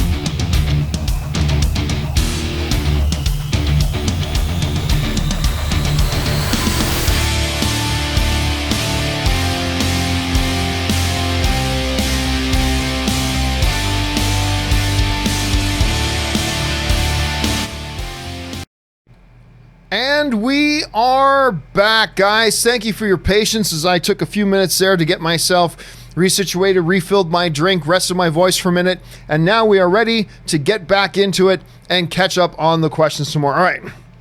Guy Volt writes, could Dominic Toretto beat up Khabib? It's close. Yep, because Dominic Toretto, it all depends. Is Vin Diesel the producer of Dominic Toretto versus Khabib? If that's the case, then he does. Otherwise, nobody beats Khabib. He's the baddest man on the planet. Chuck Bartowski writes, I like the name, watch the Anna trailer. Coolest trailer 2019 so far. John Wick may have some competition, and Black Widow for that matter. Here's the thing, I like the Anna trailer. I do. For those you haven't seen, it's kind of like a female John Wick sort of thing. It's a good trailer. I don't know that anybody's going to go see it. I don't know why. I just have this feeling nobody's going to go see it. I'm interested in seeing it, but I got a feeling nobody's going to go see it. So anyway, we'll see. Okay. Let's move on here. And we'll go on to Ryan Lohner, who writes, I'm a bit worried Macy's true April Fool's prank is that Arya doesn't die in episode 2, and now we're all off guard for it. Or does die. Oh, I have no idea. I don't even know what her April... I'm assuming at some point Maisie Williams said that Arya dies in episode 2 of Game of Thrones, which is possible, I suppose. I suppose it's possible, but I've never even heard that one before. I doubt it. I'm starting to suspect that she may end up on the Iron Throne. I'm not putting money on that, but I'm starting to suspect that a little bit. Alpha QN Tubutt writes, best non-YouTube concert you've ever been to. Don't laugh. It was Weird Al Yankovic in Saskatoon. He played in the big hockey arena in Saskatoon. It was honestly one of the best concerts I've ever been to. I'm not saying Weird Al is my all-time favorite musician by any stretch, but it was absolutely one of the most flat-out, most entertaining concerts I'd ever been to. It was nutty good. Richard Karate writes, Tara Edgerton for Bond. Your thoughts? No, I don't like that idea at all. He's too young. He looks too much like a little boy to me. I just don't see him as Bond. I don't see it at all, personally. Now, don't get me wrong. He's a good actor. And if they cast him as Bond tomorrow, I'd be okay. Let's give it a shot. But would he be on my top 20 list? No. He's a good actor. I would give it a shot if he was cast. But I don't see that as a fit at all. Tyler Yeats writes, I'll be so happy if your social media posts about Endgame is that you love it. Well, me too. I always want it to be that. But it might be that. It might be like, do you remember my first post coming out of The Last Jedi? I really liked The Last Jedi, but this wasn't good, and this wasn't good, and this wasn't good. Hopefully, I'm able to just come out of Endgame and go, yay! But I don't know. We'll have to wait and see. Fingers crossed, Tyler. Fingers crossed. All right, Richard Karate. And we have the big jump. Give me a second here. Oh,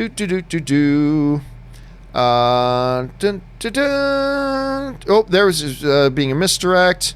There's Darth Suthius, Ryan, non-YouTube concert. Okay, here we go. Richard Karate writes, would you do a show specifically about sports? So you do a movie talk show.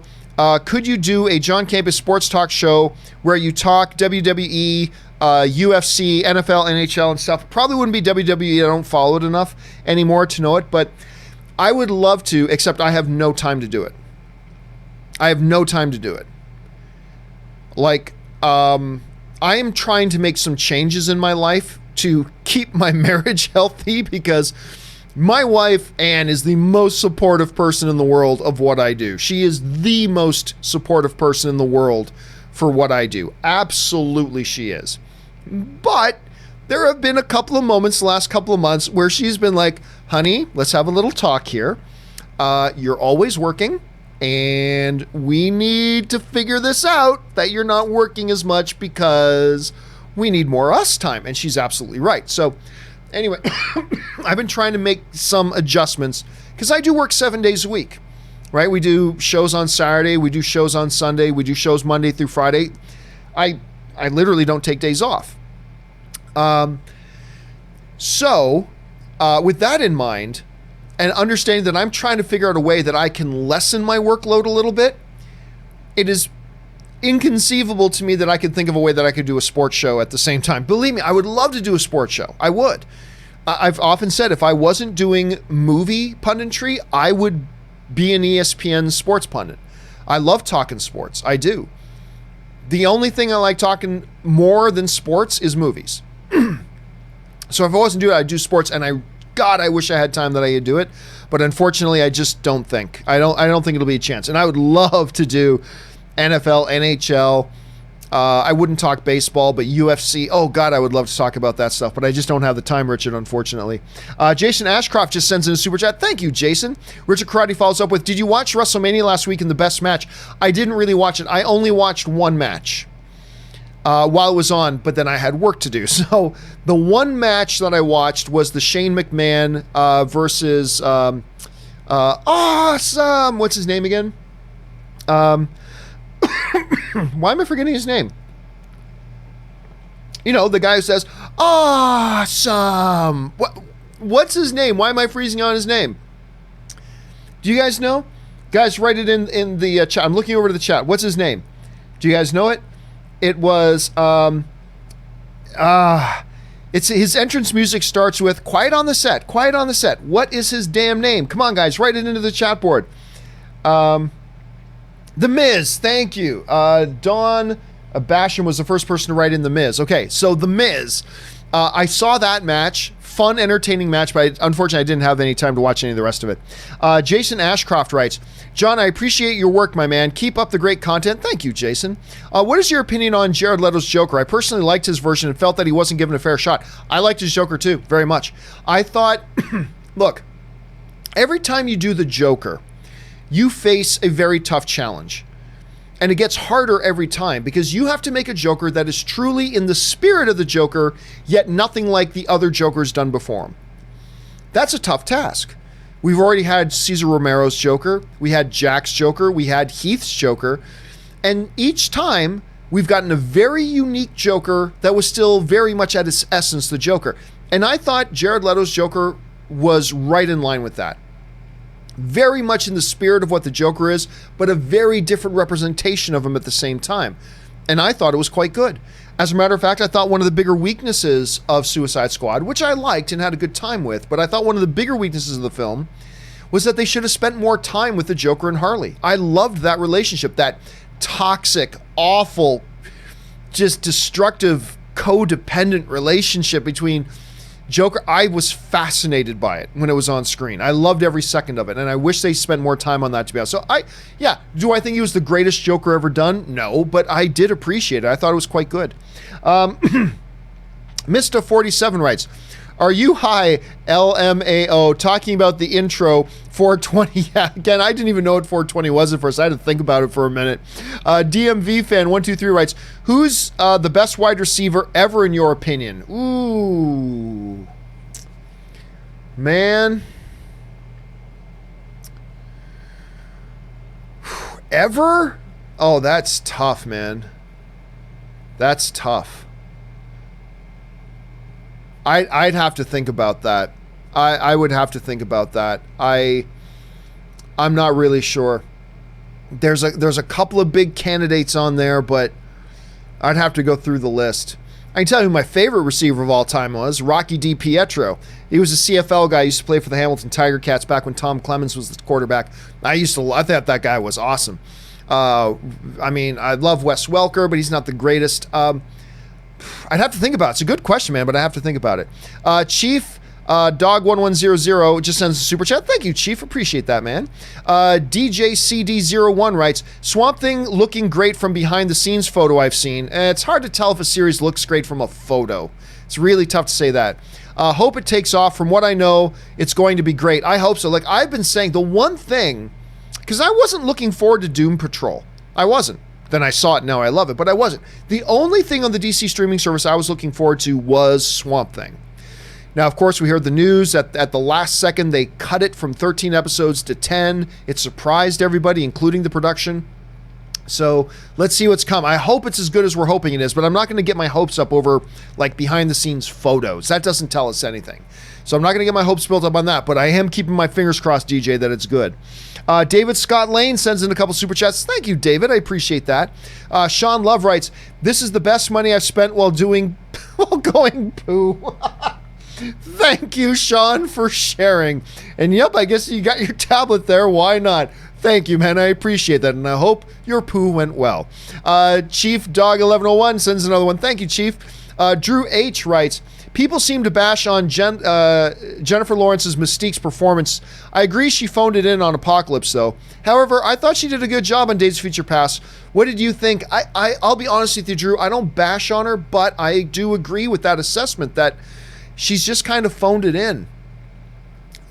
I believe Jennifer Lawrence is one of the top 5 best actresses in the business today. I believe she is that talented. And I'm sorry, guys, I forgot to turn off the air conditioner. It's probably been buzzing in your ears this whole time. I'll turn it off there. I believe she is ridiculously talented, and it's that level of talent that makes it really obvious when she's phoning it in. Because we know how talented she is. It's like we know how good Bruce Willis is, which makes it so obvious when he's just phoning it in, which is most of the time now, right?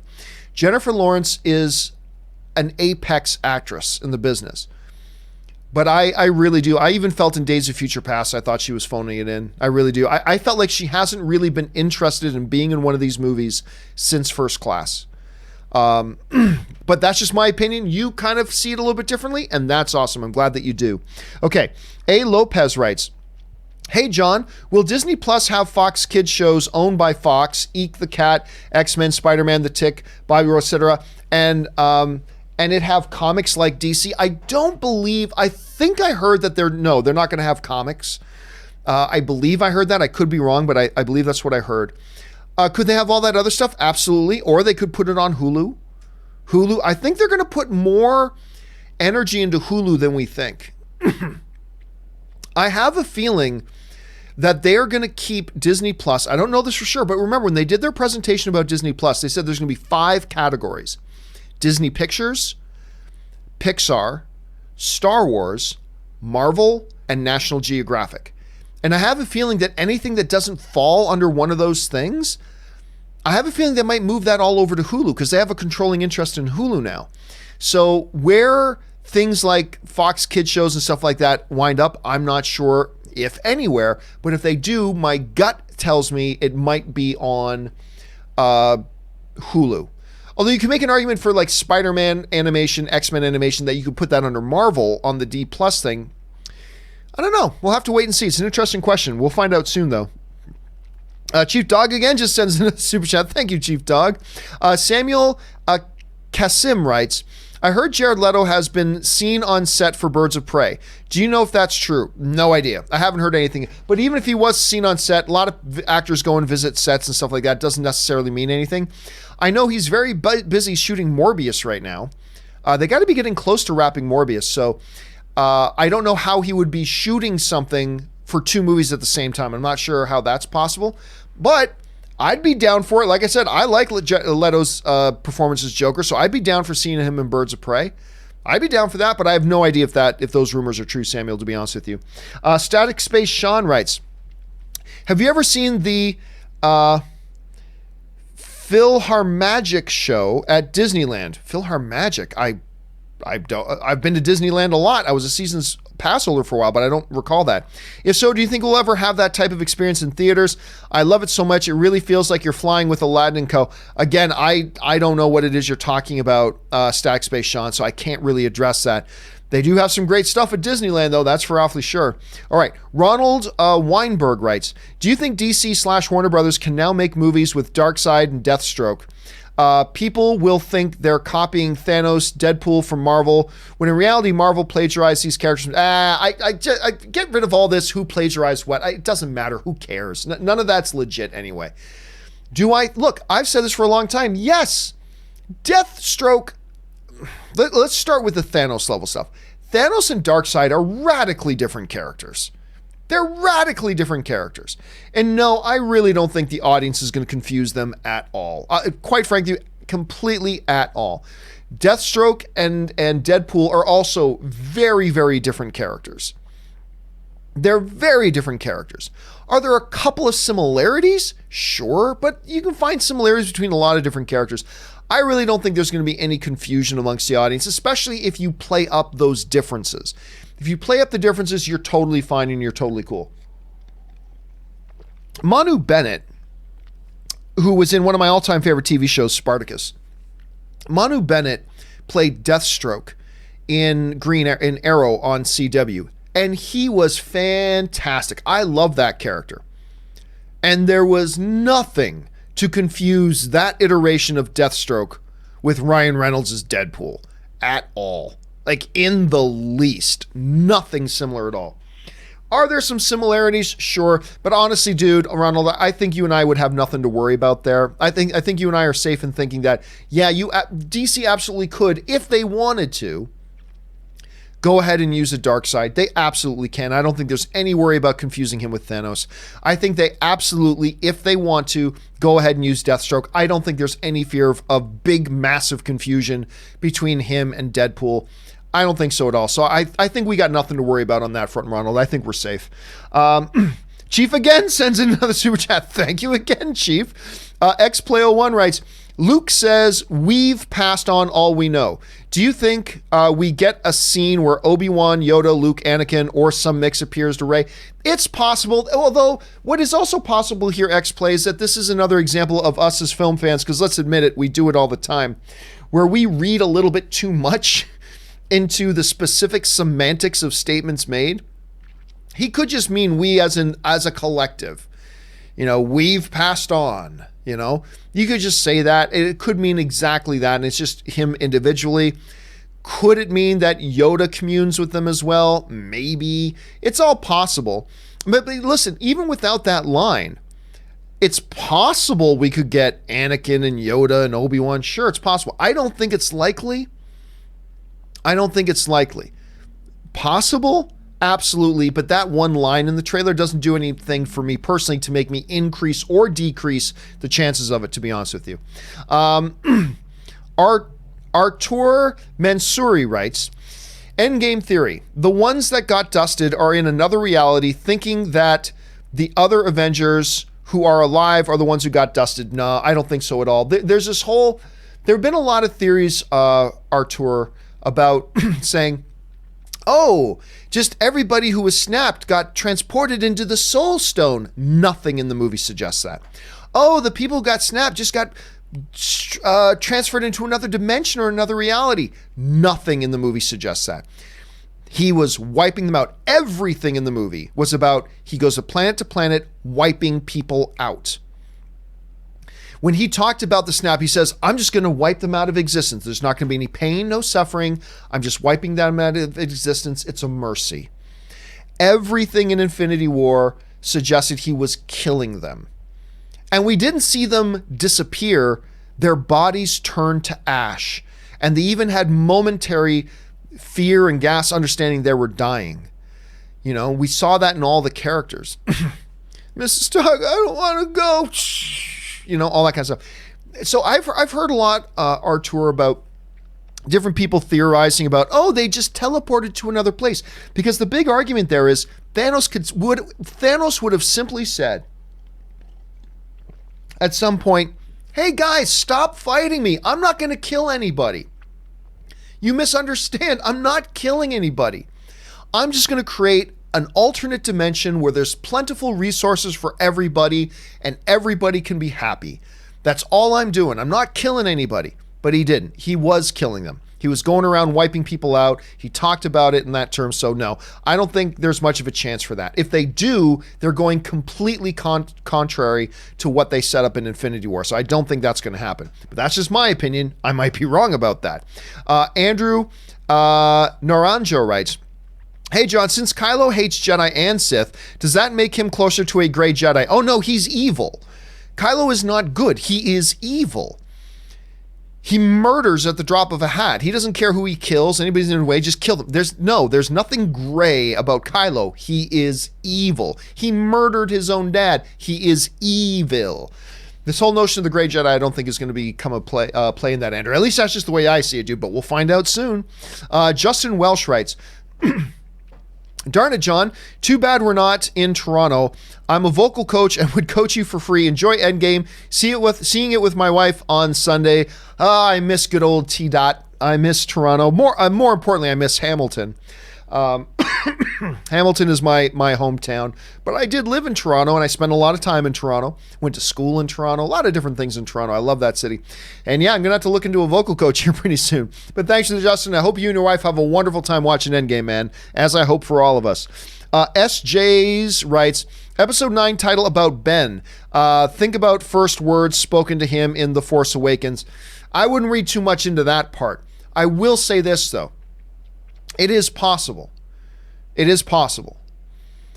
What works against it, and by the way, I haven't bought into any of the theories yet. A couple of them could be true, a couple of them could be false, whatever. I'm just saying I haven't invested in any of them yet. But there are a few that I think are more possible than others. It is possible that the title is talking about Ben because he is a Skywalker by bloodline. That's what he is. He's a Skywalker. There's some people, but John, he's a Solo. He is of Darth Vader's bloodline. Yes, he is a Solo, but yes, he is a Skywalker. He's both. So he's a Skywalker. So maybe it's talking about that. However, the reason I don't buy into that theory myself, or any of them for that matter at this point, but is because I don't think there's a redemption arc here for Kylo. He can be fighting against the Emperor, and I still don't think there's a redemption arc here for Kylo Ren. I don't think he becomes Ben Solo again, or Ben Skywalker, or whatever you want to call him. So I don't think so. But could it be? Absolutely. It's as valid as a lot of the other theories out there, SJ. All right, Darth Suthius writes, the one trope that annoys me is when character A condemns character B because B kept a secret from A for good reason in order for A to be protected. Yep, it happens a lot. It happens a lot. And you think, wait a minute, that makes sense though. That makes total sense why they would do that. So don't you see it? It's kind of like in Game of Thrones episode 1 this season, right?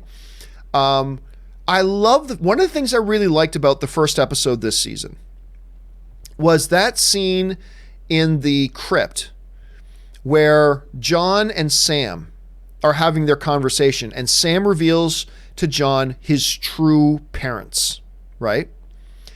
And John then starts to have that reaction. He's like, are you telling me the man I worshipped and idolized and trusted most in this world, Ned Stark, was lying to me my whole life? And I love the fact that they instantly had Sam be the voice of reason and instantly said, he was protecting you. He loved you. He protected you because if it ever got out about who your true parents were, Baratheon would have had you killed. He would have had you killed instantly because of your lineage. And then it stopped being an issue. It's like, oh, okay, great. They moved on. That's why I like that scene so much, because I totally agree with you, Darth. They do, movies and TV shows both overplay that trope just a little bit. Chief DOG11 now finally sent something that says, thanks. Thank you, Chief. I appreciate it, man. SJ writes, think Louis gives Han's medal to Chewie. Maybe. Wouldn't that be a stroke of redemption? I didn't even think about that, SJ. That's brilliant. I'd be all for that. One of the biggest outrages in Star Wars history for me personally is that Chewie never got a medal.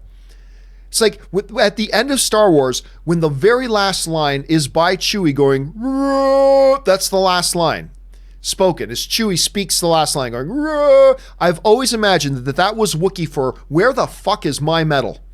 That's why I've always assumed. That was Wookiee for where the F is my medal. It's like, you made me get all, brushed up, looking my best. You had me walk down this aisle with Luke and Han to get up here and awkwardly just stand here like an idiot, and they all get medals and I don't? What's that all about, right? It's always been one of the biggest outrages. What if, because we see her lifting up one of the medals, what if that's her taking Han's medal and giving it to Chewie? Oh my God, I didn't even think about that. I love it. Now I'm totally invested in that. That's got to happen. I hope that happens, SJ. Okay. Jonathan Butcher writes, can you elaborate on the new Google Gaming Access? I can't. I just saw the opening announcement that they were doing this, that you're going to be able to access and play video games just through your Chrome web browser on any device. Chromecast on your TV, on your computer, on your phone, on your tablet, whatever.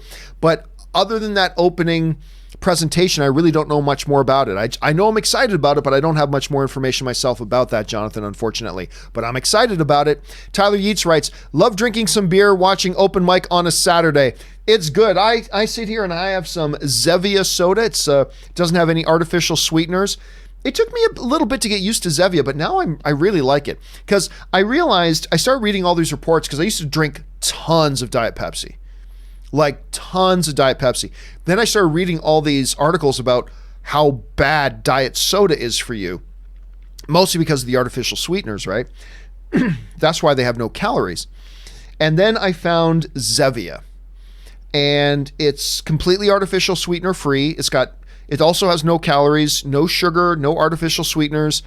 And I'm actually kind of digging it. I actually really like it now. And I don't drink the diet soda crap anymore. So that's good to know. But I'm glad you have your routine with us here, Tyler. Thanks for that, man. All right. Drew H writes, I don't think Cap stays in the past, but I think it's possible when in the past he has that promised dance with Peggy only to say goodbye in return. Yep. That would be another cry time. That would be another cry time. That would be a beautiful scene if he got to go in the past, have that dance with Peggy, and then leave. Oh, that would be a great scene. That's when I'm going to keep I like that theory, Drew. I'm going to keep my eye open for that one because I think you might be onto something there, dude. All right. Daryl Best Wadley writes, none movie related, but this year makes the 20-year anniversary of Backstreet Boys. I Want It That Way. Really? I'm curious. Are you a fan of that song? I want it that way. Oh, it does remind. It's one of my favorite Weird Al songs, by the way. I bought it on eBay. Anyway, if you haven't heard that Weird Al song, you should. Yeah, I'm going to go out on a limb and say I'm a fan of that song. Really, it's been 20 years since that came out. Wow. They're playing Vegas now. Backstreet Boys are playing Vegas. It's kind of fun. Daryl Best Wadley sends in a super chat. And 2 and 3. Thank you, Daryl. I appreciate that, man. Miss Mystic writes, just a theory. Stan Lee's cameo gives insight into Phase 4 and beyond. What are your thoughts? I don't know. They've never used. Here's the thing, Mr. Mystic, is that they've never used Stan Lee's cameos for narrative purpose. They've always used it as exclusively a cameo. It's never been anything important. Like Stan Lee's characters have never popped in to give an important piece of information about the MCU and about the movie and about the plot. It's always just been a pops in, hey guys, it's Stan Lee, and we all get a good feeling, and then we move on with the story. So I'm going to guess no.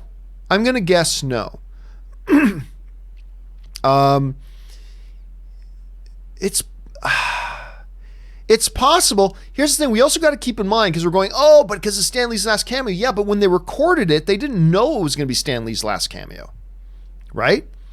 When they recorded that cameo, they didn't know it was going to be his last cameo. I think they always knew it could be his last cameo, but they didn't know it was going to definitively be his last cameo.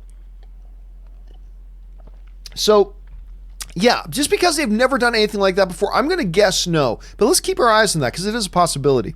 Darth Suthius writes, just rewatched Doctor Strange. I think the movie made it clear that the Ancient One had used dark energy to be in a time loop.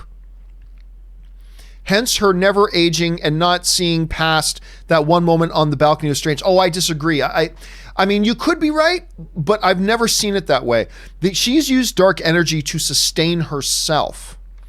She's used dark energy and dark magic to sustain herself because the world needed the earth needed a sorcerer supreme, right? So she did a bad thing for what she perceived to be the right reasons, and at the end realized wrong. But she wasn't living in a time loop. I think everything in the movie lets us know she had never lived this moment 50 times already. There was nothing time loopish about it.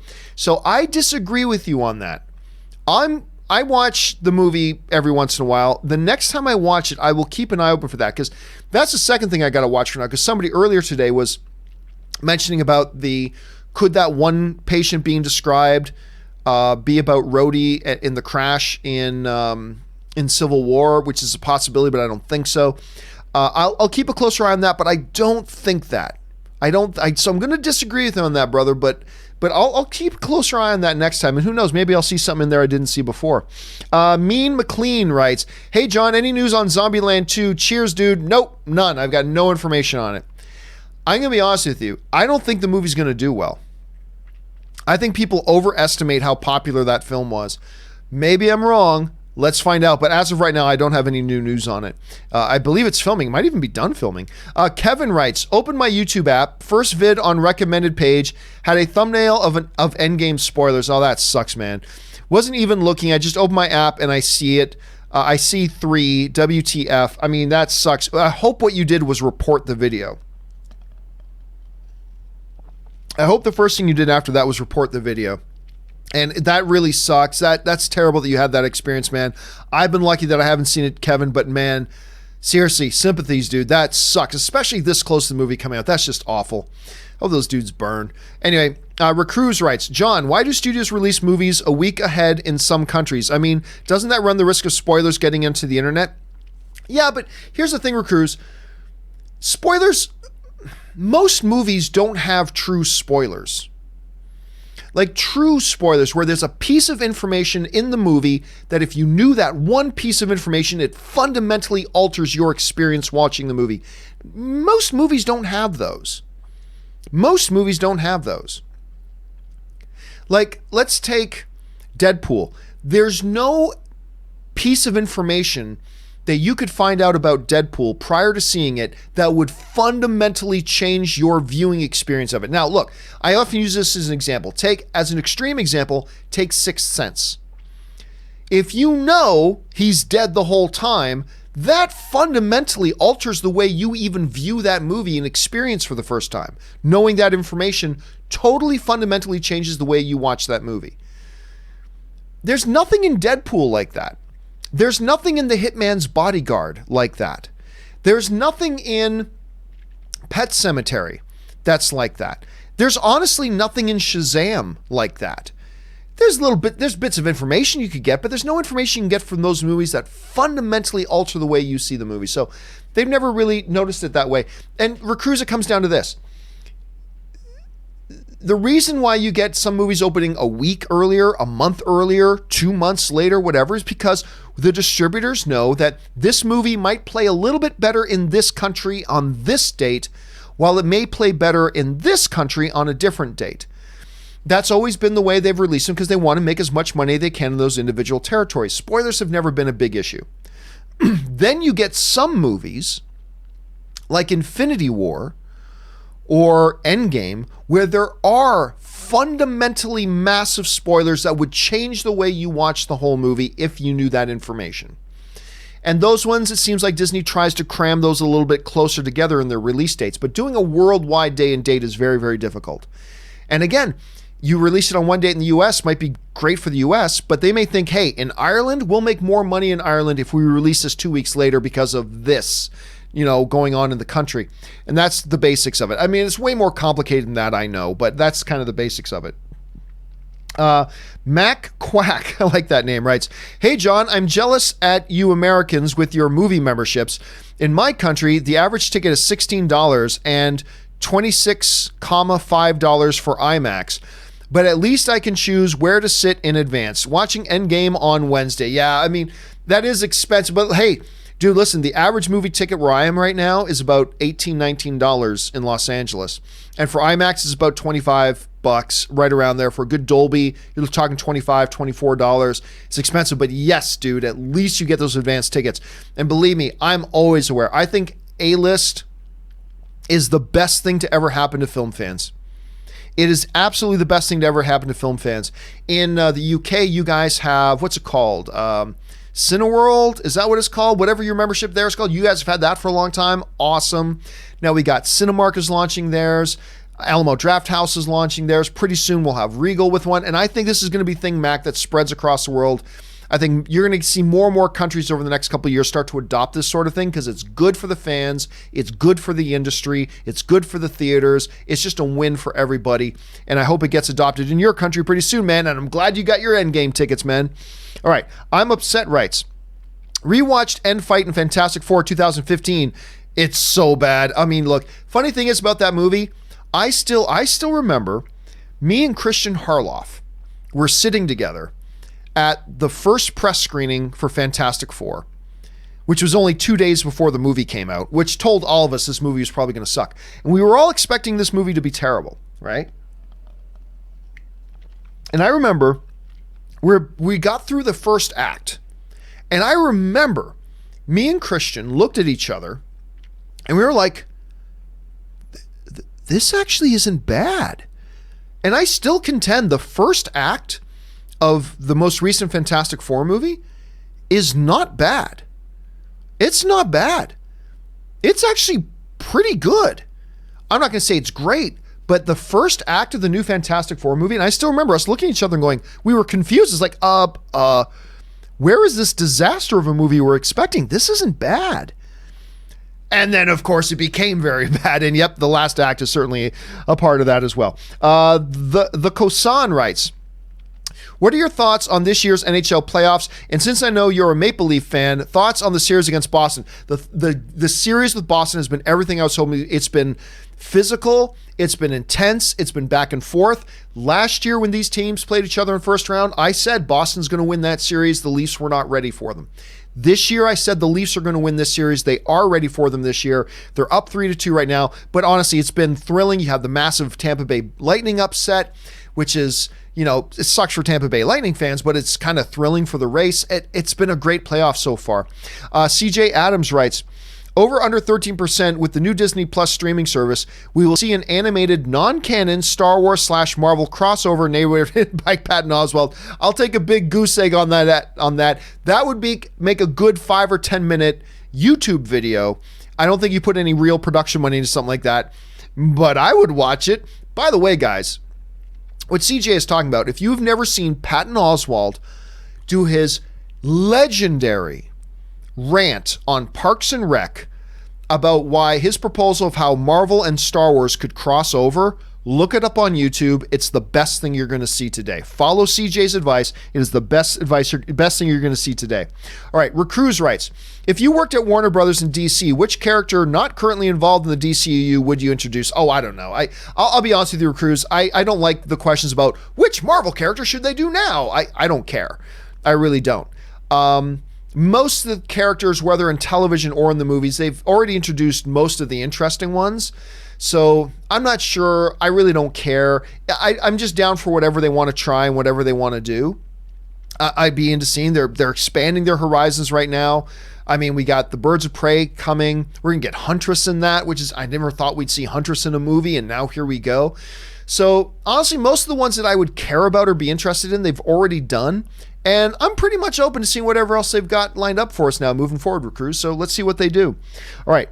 Hamaz Hussein writes, do you think post Endgame, Marvel might go back to smaller scale villains and situations? Not each team up film has to be bigger than the last, right? Well, here's the thing. One of the smart things that Marvel has done throughout their run is change gears. They go from a global catastrophe movie to like an Ant-Man movie where it's trying to save his daughter and trying to save his family. I mean, they've done a good job of shifting gears, but I do agree that they're probably in the next, and Far From Home doesn't look like it's saving the world, right? Which is good. You need to constantly shift gears, because if every movie, the next movie is all gotta save the world, gotta save the universe, the world's in danger, every single time, we'll get fatigued of that, and it'll lose its effectiveness, and it's the law of diminishing returns. So I believe they need to continue to do what they've done, which is change gears, but maybe even put a little bit more of a focus on it as they're getting launched into phase 4. They should probably do that a little bit more, I think. But we'll see what their plans are. Creeperbot23, MC Sci-Fi Builds writes, chances that a Red Skull will return and B, he and Cap will meet again, I think pretty low, but I would love it. God, I would love it.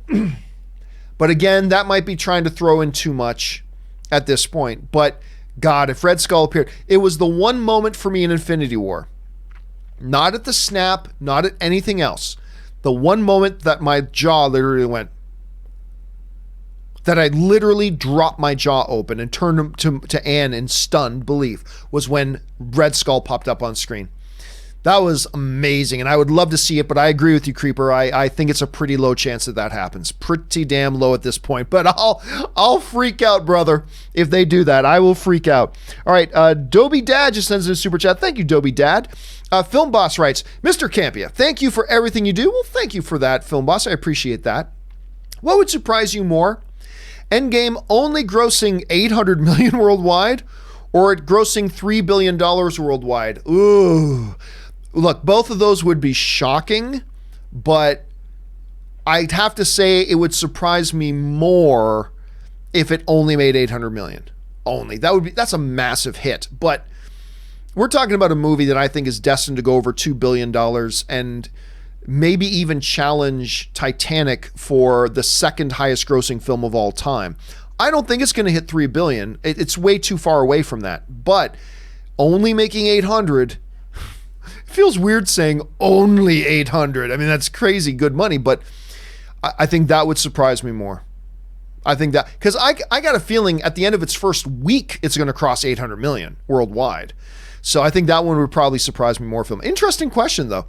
Mike Thompson writes, my local drive-in had the best lineup last week, and Shazam and Captain Marvel back-to-back. Dude, first of all, I'm deadly jealous that you even had a drive-in that you could go to in that, and that is a great, I love both those movies. Again, personally, I give the nod to Shazam. Shazam is my favorite comic book movie of the year so far. Don't get me wrong, that's me not casting any shade on Captain Marvel. I really enjoyed Captain Marvel, but I like Shazam even a little bit more, and that's a good doubleheader, dude. I'm jealous that you got to have that, Mike. Mike sends in another super chat. Thank you, Mike.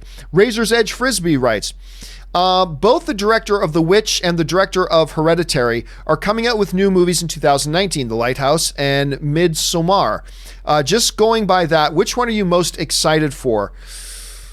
Whew. Well, I know Rob's been talking a lot about the one about Hereditary. I'm trying to remember which one, though. I think that was Lighthouse. I think that's the one he's been talking about. I really like The Witch. I know some people diss on that movie. I don't know why. I thought that movie was creepy as hell and like just intense and visceral. Hereditary was a special movie too. I'm going to go by the one, whichever one the director of Hereditary is doing, because I mean, that movie's just nuts. And the performance that he got out of the performers and out of the actors in the movie was absolutely crazy good. There should have been Oscar nominations, but whatever, there wasn't. But for that reason, I'll give the nod, the edge to that one. Timothy Plott writes, turns out we have the same dance of happiness.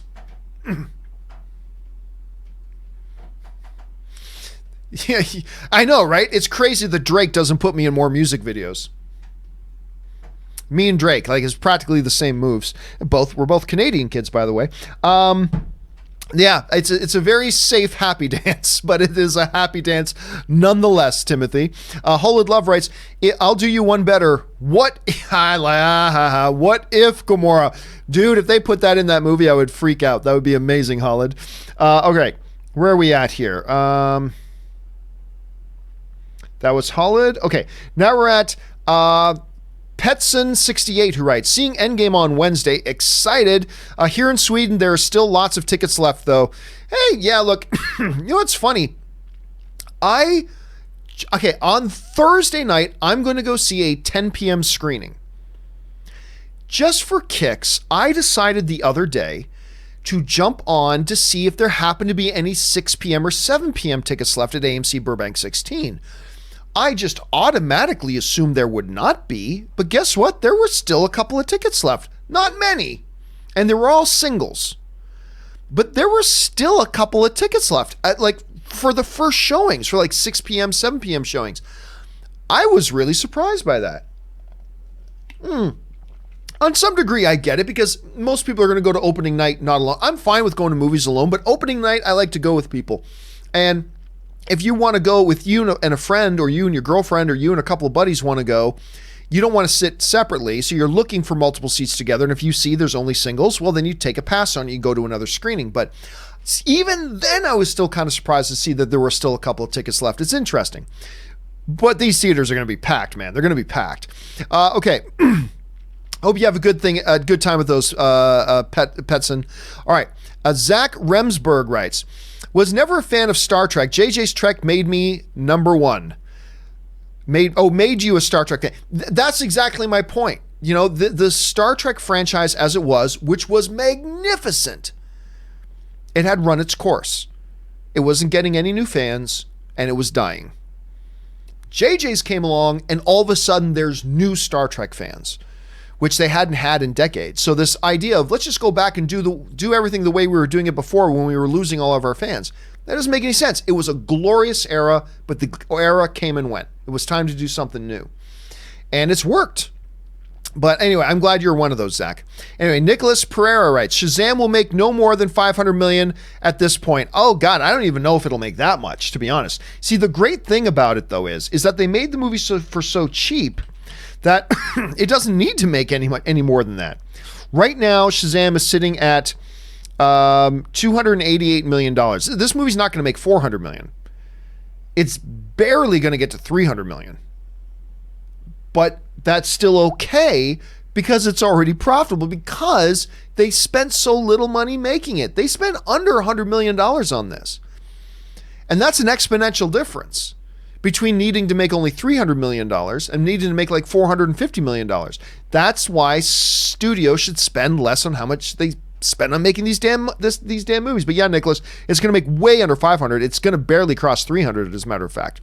All right, Square Wheel writes, without question, Jerry Rice is the number one wide receiver ever. See, it's hard to argue against that.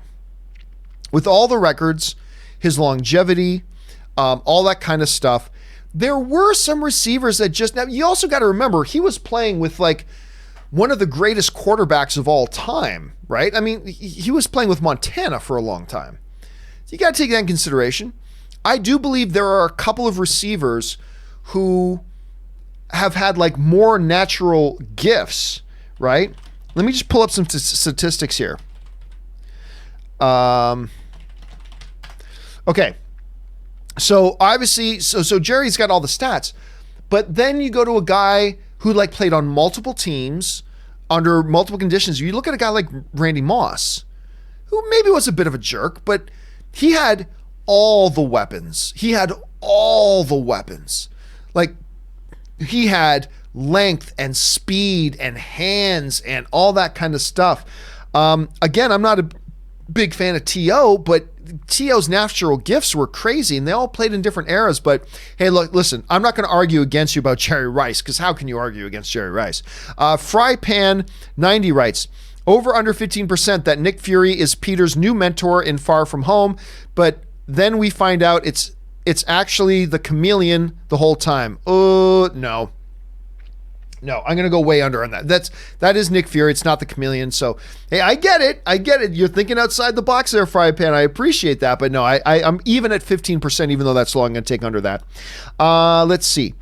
Razor's Edge Frisbee writes, wasn't the Raid and the Raid 2 director supposed to direct a Deathstroke movie? Imagine the Raid quality fight scene in a Deathstroke movie. Depends on execution, of course, but man, nerdgasm. I can't remember. He's got something coming up. I can't remember off the top of my head what it was. Everybody gets mad at me when I say this, but I'll say it.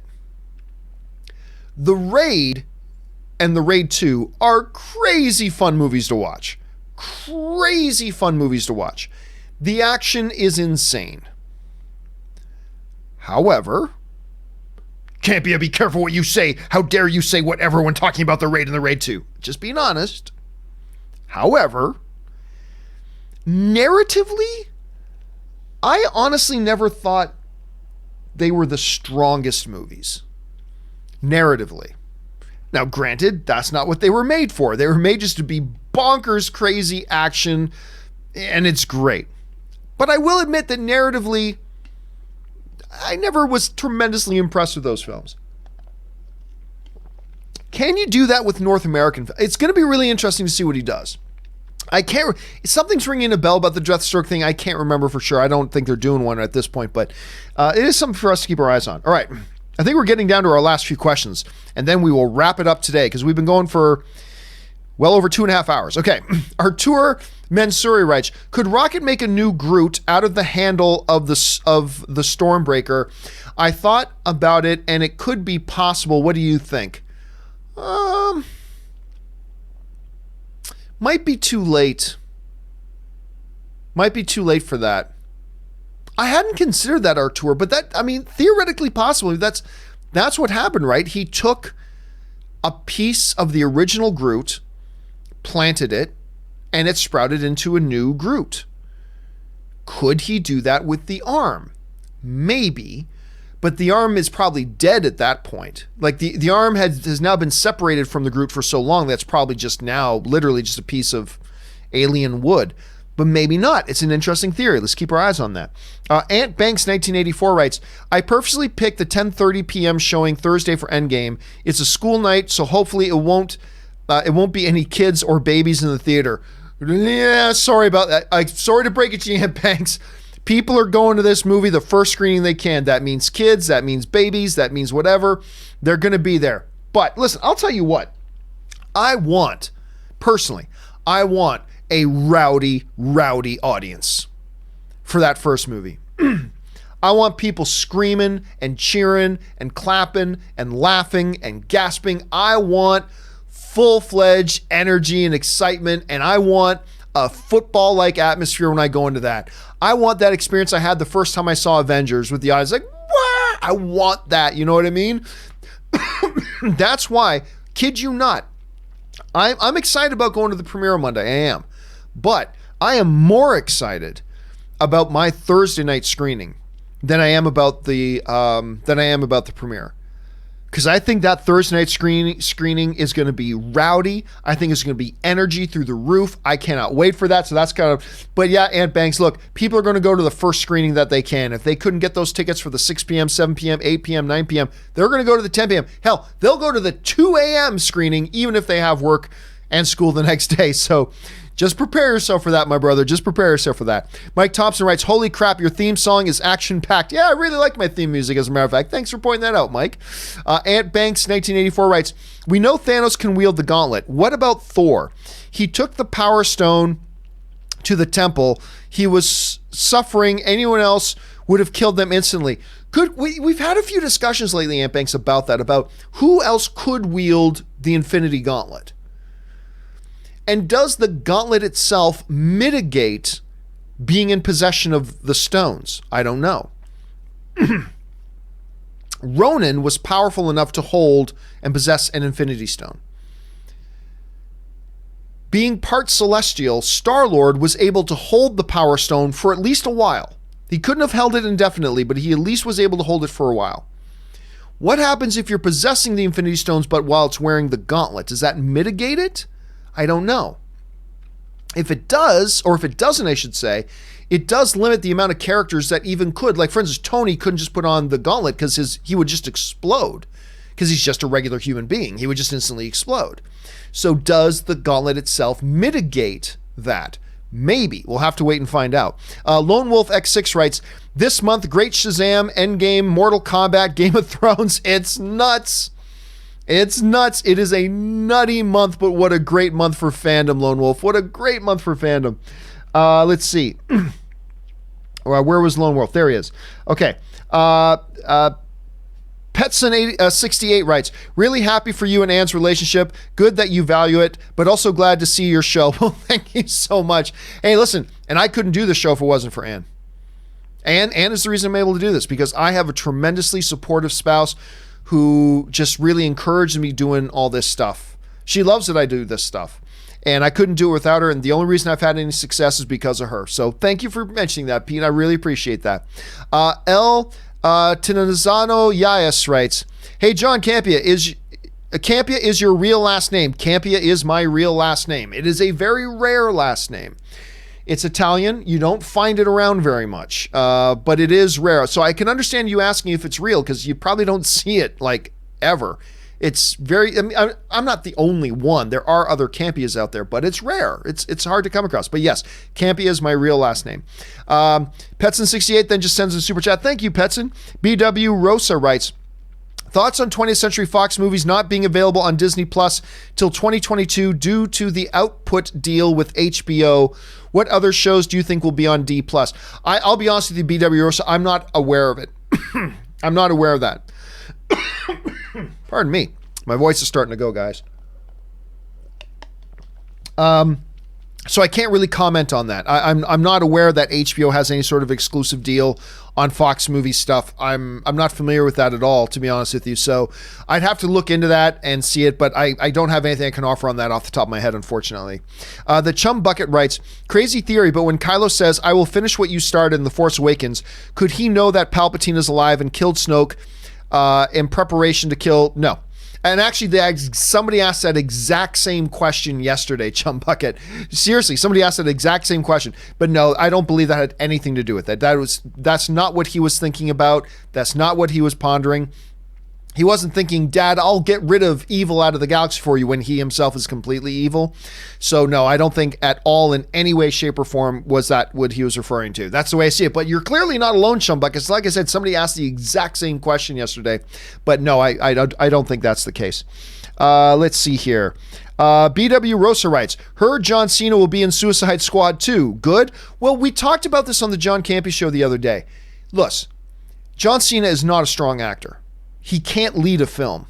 We've seen that a few times. But we have seen him, when he's used in a limited role, mostly for comedic stuff, he can be effective. He's got some decent comedic chops. Not enough to carry a movie. Like, for instance, Blockers, they try to make him the lead of that film. Didn't work. But used in a more limited way, it's great. You pair him up with a director like James Gunn, who took another actor just like that. He took Dave Bautista, who at the time had a limited set of acting skills. He knew how to accentuate the positives and hide the negatives in Dave Bautista, and it really helped Bautista develop and grow. And Bautista came across as great in Guardians of the Galaxy. You put John Cena into a director like James Gunn's hands, who did that with Bautista, it could be very good. It could. So let's keep our eyes open on that. Luke Blackwell writes, have you seen the theory Bran is the Night King? Dude, I've been saying that for over a year. Yes, that's a popular theory, that Bran is in fact the Night King. That would explain a lot. Now, I don't know that that's the case, but it is a popular theory, and it's one I give some credibility to be honest with you. I think I see a little bit of credibility in that. I'm not going to be surprised at all if we find out he's the Night King. Holid Love writes, go rest your voice. Stop reading super chats. Well, hey, we got people talking movies. We're ready to go, and this is the last one anyway. Final question of the day, guys. Don't send in any more super chats. This is the last one I'm taking today. All right. Keaton Toothman writes, when and what time is the big Avengers talk? I'm excited. Can't wait. Can't wait. Love the show, John. Happy 420, brother. Well, Keaton, you probably just got here. I mentioned a little bit earlier in the show that the big open Avengers... Now, my review for Endgame will be this Tuesday at 3 p.m. That's what my regular review is.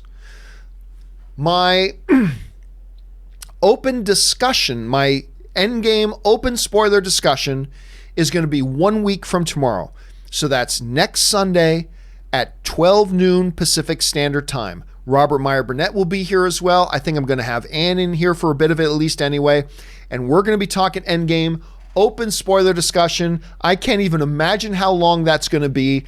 I'm only going to go till at the very latest 6 p.m. because then I got to go watch Game of Thrones.